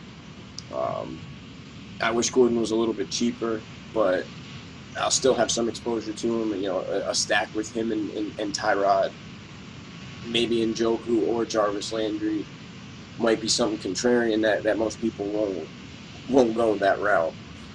Going over to tight end, Ben Watson sits atop at 34, Njoku at 3. What do you make of the tight end situation? I'll have some Njoku. I will not have probably any Ben Watson, to be honest with you. I just don't feel like there's enough to go around. His 4 for 44 last week. Let's put it this way, they were down, 30 points going at one point, 20, 21, 30 points. Like, they were down by a lot. And the guy still only saw 4 targets. They were pretty much passing on every play. And I'm good on Watson, but I will have Njoku a lot. I'm going to have a decent amount, too. Yeah, I'm with you on Njoku. I'll have a decent amount of Njoku. I'm a little bit higher on Ben Watson, though, and I'm going to have some exposure to Watson. I like him a decent amount this week. I don't think Michael Thomas and Alvin Kamara replicate their performances, which means I also don't think Ted Ginn Jr. replicates his 20-point performance either. So I think that opens up a little bit more for Ben Watson. He is familiar with Drew Brees in the offense, so I actually like Ben Watson. I don't think he's going to be played at all. Defenses, Browns are probably the cheapest defense on the slate at 2K. Well, they are the cheapest defense on the slate at 2K. And the Saints are 3,200. I know I can't pay that for the Saints. And the Browns, I think this game's going to shoot out / be a blowout. So I don't see... I think the Browns hurt you more than they help you this week. Even if you're trying to go cheap, I think there's better, cheaper defenses like Buffalo, at home at least, against the Chargers. Yeah, I agree. I'm fading both defenses. Next up, the Detroit Lions at the San Francisco 49ers. Both coming off losses. The Lions coming off an embarrassing loss. Um, Everybody's priced down quarterback-wise in this game. What are you looking at? I like Matthew Stafford this week. 6,100. Nobody's going to play him. And Matthew Stafford does not put together back-to-back games like that. It just doesn't happen. All through his career, he'll have those one-off games where you're like, holy crap. And actually, we talked about it in the Pick'em podcast. It's a very Detroit Lions thing to do, to go in and lose to a team that you were supposed to beat based on everything before the season. I don't think that that's going to replicate. I like Stafford at 6,100. I really like Stafford at 6,100. Garoppolo, I'm avoiding. I told you last week I didn't think he was very good. He proved it. And I don't think he's going to get much better than that. He was playing Minnesota. He was playing good defense. I don't think his stat line is going to be as bad as it was last week. But at 6,000, I'll pay the $100 extra and take Mahomes. Or I'll save the $100 and take Tyrod. I'm not putting Jimmy G anywhere near any of my lineups. I like both these quarterbacks. I'm going to have a lot of both these quarterbacks. I think this game ends up being the highest scoring game on the slate. I don't think either defenses can stop these offenses. Jimmy G had to deal with Minnesota last week in Minnesota. Stafford and the Lions just didn't look prepared or look like they had any desire to play last week. So I think they're going to try to rectify that this week, and I think it turns into this being one of the higher scoring games, if not the highest scoring game. That being said, and kicking over to running back, I know me personally, I will have a little bit of Theo Riddick, and that will be it. That's it. I won't have any exposure to pretty much any of these guys. LeGarrette Blount burned me last week. I don't. With Breda, and I think it'd be smart of them to play Alfred Morris more. He did have 12 rushes last week. What did Breda have last week, rush-wise? He had 11 for 46. Right. So he's 4,800, and Alfred Morris is 3,600, and they both had about the same carries, and and Breda put up an extra 3 or 4 points. Just none of these teams. They're all running back by committees. I'm avoiding everybody in this lineup. Wide receiver, the top wide receiver we have is Golden Tate at 6,500. Kenny Galladay is 4,800. I know me personally, I'm going to be loading up on this game's receivers. I'm going to have a lot of Galladay. I'm going to have a lot of Tate. I'm going to have some Marvin Jones. I'm going to have a decent amount of Garcon. If Marquise Goodwin plays, I'm going to have a lot of Goodwin. I really like this passing game. I will dip into the wide receiver lot a little bit here in San Francisco. I don't have a whole hell of a lot of faith in Jimmy G, but he's got to throw the ball to somebody. The game's got to move along a little bit. So I'll have some Garcon. I'll have some Tate. I'll have some Jones. I'll have a lot of Galladay. Galladay's quickly becoming one of Stafford's favorite targets, and you saw that was clearly evident last week. My biggest person I'm going to load up on this line is Galladay. Shifting over to tight end. Detroit's tight end situation, it's not playable. It's split between 3 people. You just can't rely on that and try to pick that for fantasy. It doesn't make sense. George Kittle at 3,800. I have a lot of interest in Kittle, and we'll have a decent amount of Kittle. I think he's somebody I really like a lot, and in my San Francisco season preview, I mentioned him quite a bit as somebody that's developed a chemistry with Jimmy G, that's athletic, big, in terms of he's a nice red zone target, and the main thing being the chemistry. Him and Jimmy G have had time to work together And George Kittle was a rookie last year, so he's been through a full season in the NFL. Now a full off season with Jimmy G. Showed in week 1 with 5 catches for 90 yards against Minnesota. So I 3,800. I'm going to load up on George Kittle. Yeah, I agree.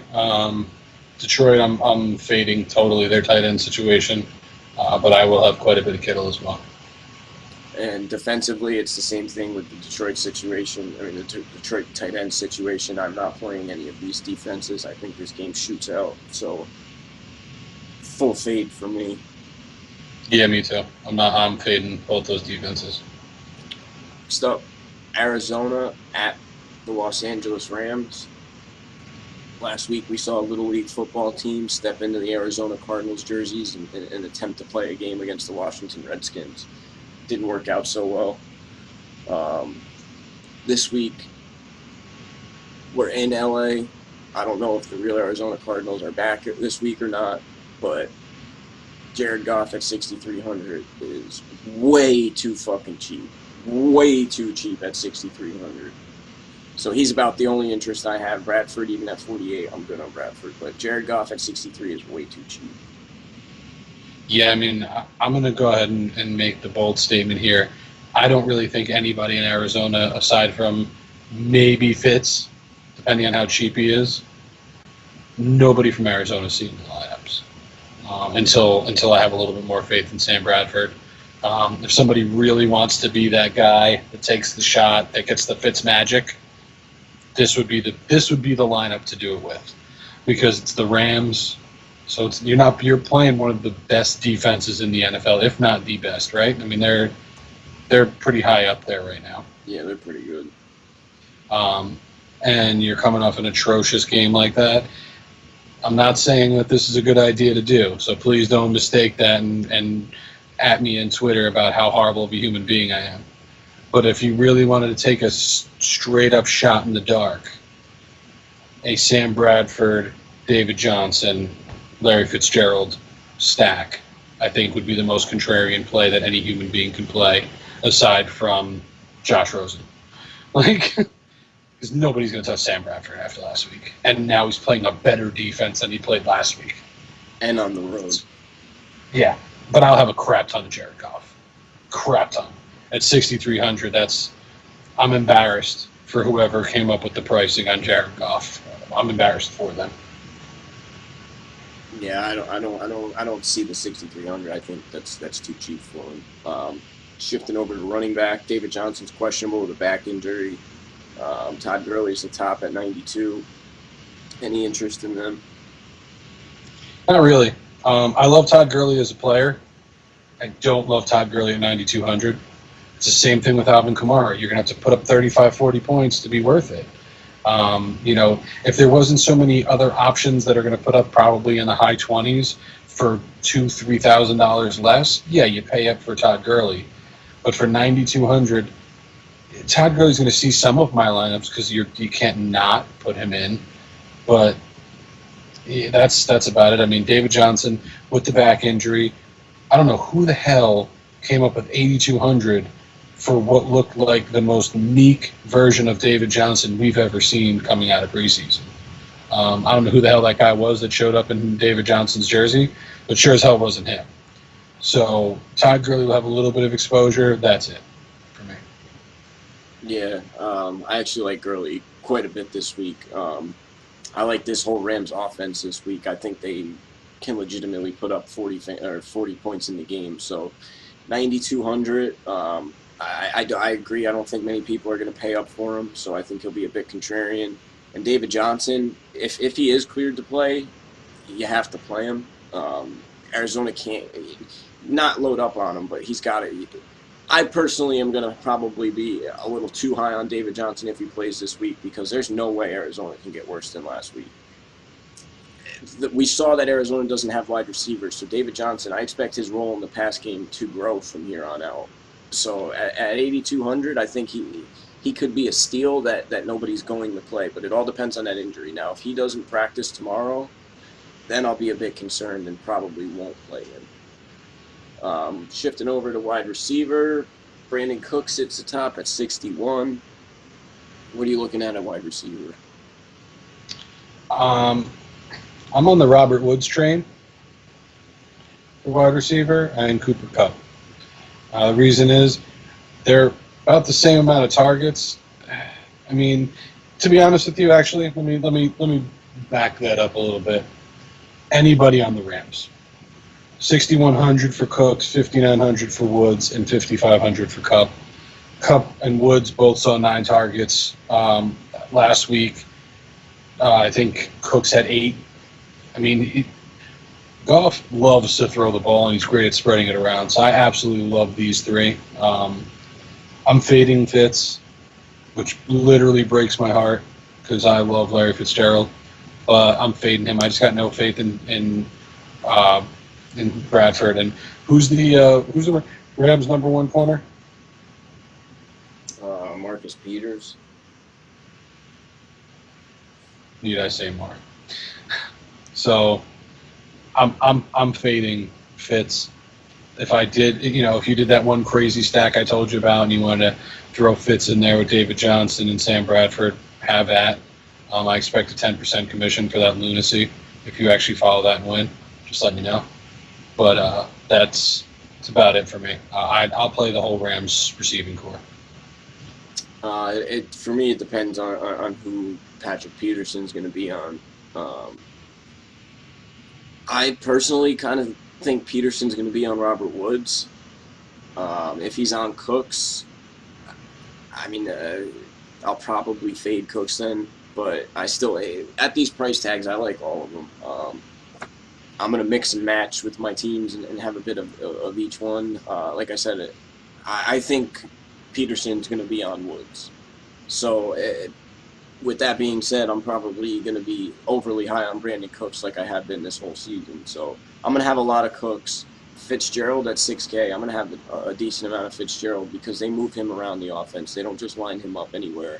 And he was one of the few Cardinals to produce last week. Cooper Kupp at 55, way too cheap. Kupp's coming out of the slot. He's going to see his targets no matter what. Christian Kirk and Chad Williams. I was high on Chad Williams going into last week, but now I'm taking a wait-and-see approach. Even though he is 3,200, I just can't risk him putting up another 0 on me like he did last week. Moving over to tight end. Ricky Seals-Jones at 2,900. Other than that, Tyler Higbee didn't have a catch last week. Any interest here? I actually love Seals-Jones, honestly. At 2,900 and as the check down option for a struggling Bradford, I like him. I'm not gonna lie.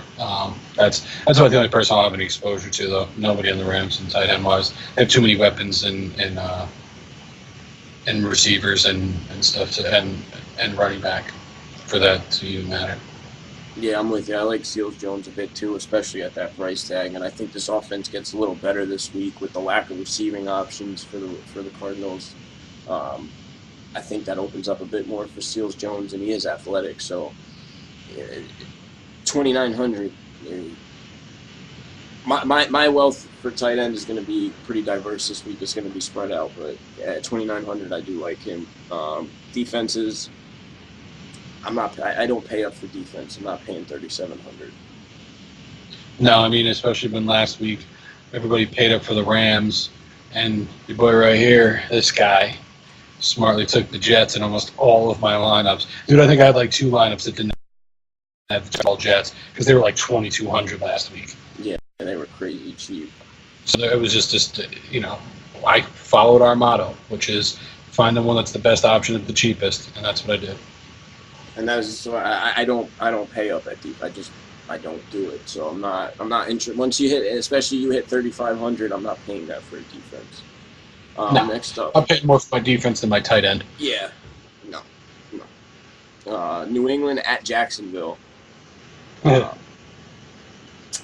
It's a tough one. It is.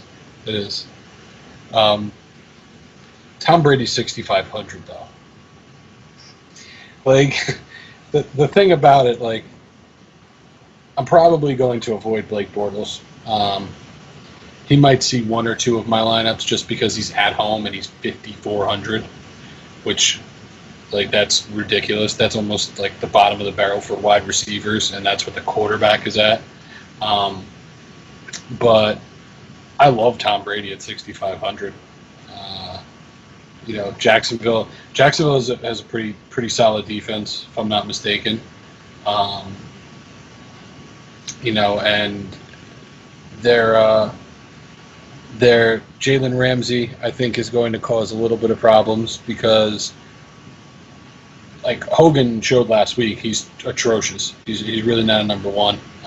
As a number two, he's pretty good, but at number one, he's not. I think Jalen Ramsey is just going to destroy him. I think Boye is going to make it a living nightmare for anybody else. I know they signed Coleman just last week, or earlier on in the week, excuse me. But I don't think he's going to see the field this week. I like the 6,500 price tag, so I will have some Tom Brady exposure. I don't think I'll have any Blake Bortles really exposure, maybe one or two lineups, and I'll limit my Tom Brady exposure too, just because as good as Tom Brady is, it's on the road. If this was in New England, completely different game. Yeah, I have no interest in Blake Bortles. Tom Brady at 65, absolutely. I will have a decent amount of Tom Brady. They don't have receivers anyway, so go ahead, throw Hogan and Dorsett out there and let Boye and Ramsey cover them. This is one game where I am going to pay up at tight end. But running back, Leonard Fournette's a true game time decision. If he's out, TJ Yeldon's at 5,600. Rex Burkhead didn't practice today. He has a concussion, so now his availability is in doubt. And Jeremy Hill tore his ACL last week, so he's done for the year, which that's, that crowded New England backfield suddenly becomes thin. In terms of, with that being said, if Fournette's, I'm going to keep an eye on him. If he's out, I'm going to have a lot of TJ Yeldon. I'm going to have a lot of James White, and I'm going to have a lot of Sony Michel this week. Now, Sony Michel he's limited too with his knee. He was limited participant too. So keep an eye on him before you load him up on the lineup. Just make sure he's going to play. But I love the Yeldon and James White options, especially with Burkhead with the concussion, Hill with the torn ACL. Yeah. So he's done for the season. I love James White. And at 4,500, all day. Give me it all day. TJ Yeldon at 5,600. If Fournette's not playing, it was a hamstring. I might still start TJ Yeldon even if Fournette does play, because then nobody's going to play him. And I don't see Fournette making it past the first quarter. Yeah, I'm gonna. That's something to keep an eye on. If Fournette does play, I'm not playing him. Wide receivers, D.D. Westbrook's on my radar, and that's it. Yeah. Yep. I just don't. The wide receivers in this game just don't intrigue me other than D.D. Westbrook. Maybe Keelan Cole I might have a little bit of exposure to at 4,900. So a little bit more than Westbrook, and right now he's seeing more snaps. But Westbrook is definitely the better talent. This is one of the few situations I will pay up at tight end. I think Rob Gronkowski has a huge week, even bigger than last week. I think they're going to need him, considering Ramsey and Boye on the outside. So I will have some Gronkowski. And Safarian Jenkins, he was limited.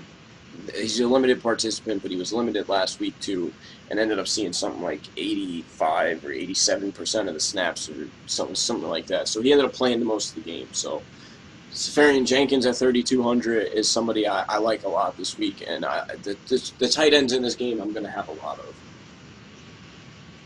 Yeah, I mean, we're going to Gronktown.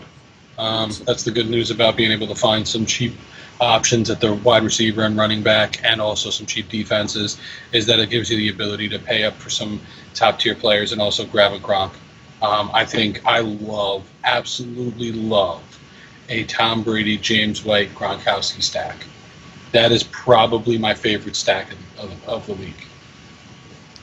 I like that. I like that a lot. And then moving over to defense, you have the Patriots at 3,000 and the Jaguars, the cheapest you'll ever see them at 2,800. Um, I'm going to load up on this Jaguars defense. 2,800. Now, I'm not expecting them to do much in terms of, I'm not expecting a interception return for a touchdown, but I think they're going to pressure Brady.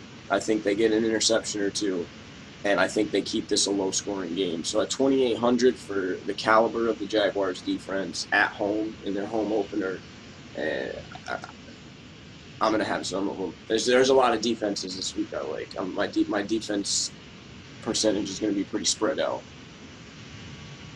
I'm probably not going to have much Jacksonville, only because Tom Brady is probably one of the most brilliant football minds you've ever seen, and he just doesn't turn the ball over much. It's just not his thing. And for 2,800, don't get me wrong, I think they put up a couple of points, but I think you can go and save yourself the 600 and get somebody in the 2,200 to 2,300 range that's going to put up equivalent. That's just my opinion. I'm not a big fan of any defense against Tom Brady. He's just too good. I think most people feel that way, and rightfully so. Next up, Oakland. We end it with a divisional matchup, Oakland at Denver. What are you looking at quarterback here? Well, Derek Carr had himself one hell of a horrible game last week. 300 yards and 3 picks. Right. Now, I don't see that being something he consistently does. But again, Denver has a pretty damn good defense. Case Keenum at 5,800. I love Case Keenum at 5,800. I can't explain how much I'm excited for Case Keenum at 5,800 against an Oakland defense that lost Khalil Mack. I mean, they look at what happened to him last week.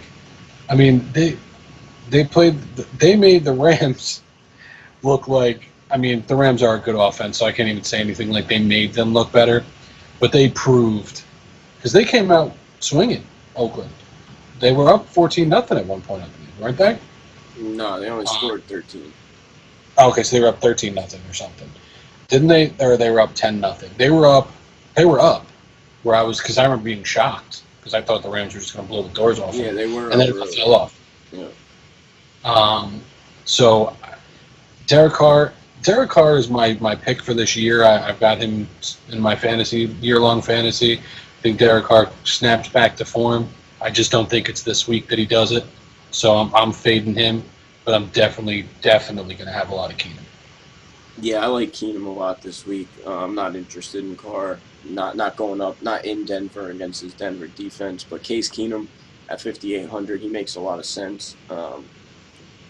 I expect some ownership on him this week as opposed to last week. I don't think it goes crazy, but I know I'm going to have a decent amount of stacks with Case Keenum this week.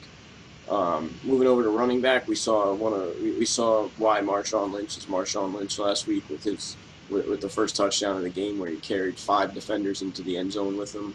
5,100 this week. What are you thinking?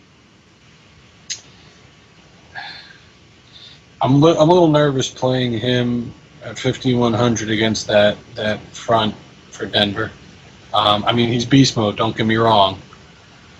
But Derek Carr is not inspiring fear in anybody right now. So I can see them loading the box and trying to keep him in. I'll have some exposure to him because 5,100 isn't too much. But I'm also going to temper my expectations on what I get for the 5,100. I'm a little nervous over who do I play. Do I play Royce Freeman? Was it Phillip Lindsay?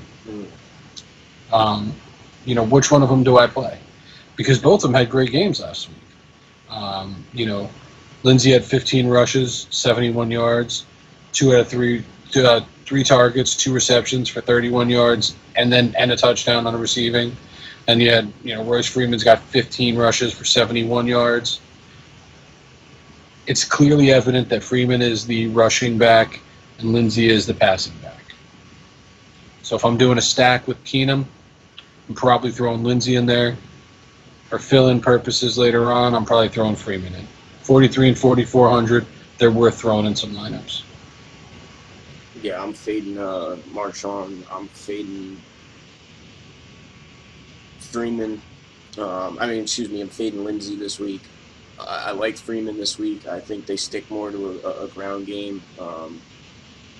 And 15 carries apiece. It's not like, Lindsey's clearly taken over for Booker, but I honestly, I'm actually probably fading Freeman too, because trying to figure this out is going to be a headache, because we don't know. They've had the same amount of touches, with Lindsey seeing more work on passing down. So maybe Lindsey's the lead back, and Freeman's going to be the goal line back, per se. So this is a situation I avoid. This is the exact kind of situation why I like to see the first 4 weeks play out. So this kind of thing becomes a little more clear, because maybe this week Freeman comes in and touches the ball 20 times and Lindsey 8 times. So I'm probably fading that backfield as a whole. The only person I have interest in this game is Jalen Richard in terms of running backs at 3,400. He's the pass-catching back for Oakland. I could see Oakland playing from behind again this week. Marshawn Lynch just doesn't catch passes. So Jalen Richard at 3,400. You're not going to find too much else in terms of upside and point per dollar value in 3,400, let alone at running back. If you did something like James White and Jalen Richard, you're opening up quite a bit. You could spend, you might even be able to load up and say you throw Mike Williams in the flex, you could take an Antonio Bryant, a Mike Williams, and a DeAndre Hopkins with a Pat Mahomes. Or instead of Hopkins, you throw in Tyreek Hill. So you have Pat Mahomes, Tyreek Hill, Antonio Brown, and Michael Thomas. And then you throw in Mike Williams in the flex with, say, the Jets defense for 2,500. You just built yourself a hell of a team. So Jalen Richard at 3,400 opens up quite a bit. Shifting over to wide receiver. Amari Cooper sits atop at 6,600. What are you looking at here? I'm looking at. I'll have a little bit of Cooper. 6,600. I think last week was a bit of a fluke, even though Denver does have a great secondary, and they're just a great overall defense. I think Cooper gets a couple of decent looks this week. 6,600. I love that price tag for him, because he is typically one of your $9,000 wide receivers. Last year he was running 8,600 almost every week. So for him to drop to 6,600, it's fantastic. I love Demaryius Thomas this week. At 5,600, and everybody's going to be keying in on Emmanuel Sanders. Everybody. 6,200 still not bad. I like Emmanuel Sanders. Honestly, I love Emmanuel Sanders at 62. But I love Demaryius Thomas at 56, with nobody probably looking his way to have him in a lineup. I actually think it'd be a fantastic stack to have Demaryius Thomas and Emmanuel Sanders in the same lineup. Yeah, Cooper's a full fade, no interest there. 6,600 is way too much. Emmanuel Sanders, 62. I like him.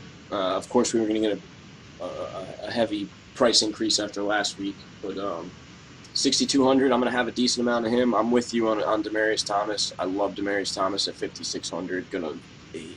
He's going to be a staple in a lot of my teams. The only other person I might throw in and take a shot with is Courtland Sutton,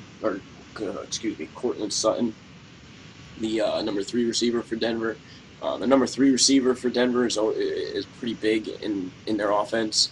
So, he didn't get too much work in week 1, but that was because we saw Emmanuel Sanders and Demaryius Thomas hog most of the target share. So I think this week we see a little bit more out of Courtland Sutton. He did have 5 targets last week.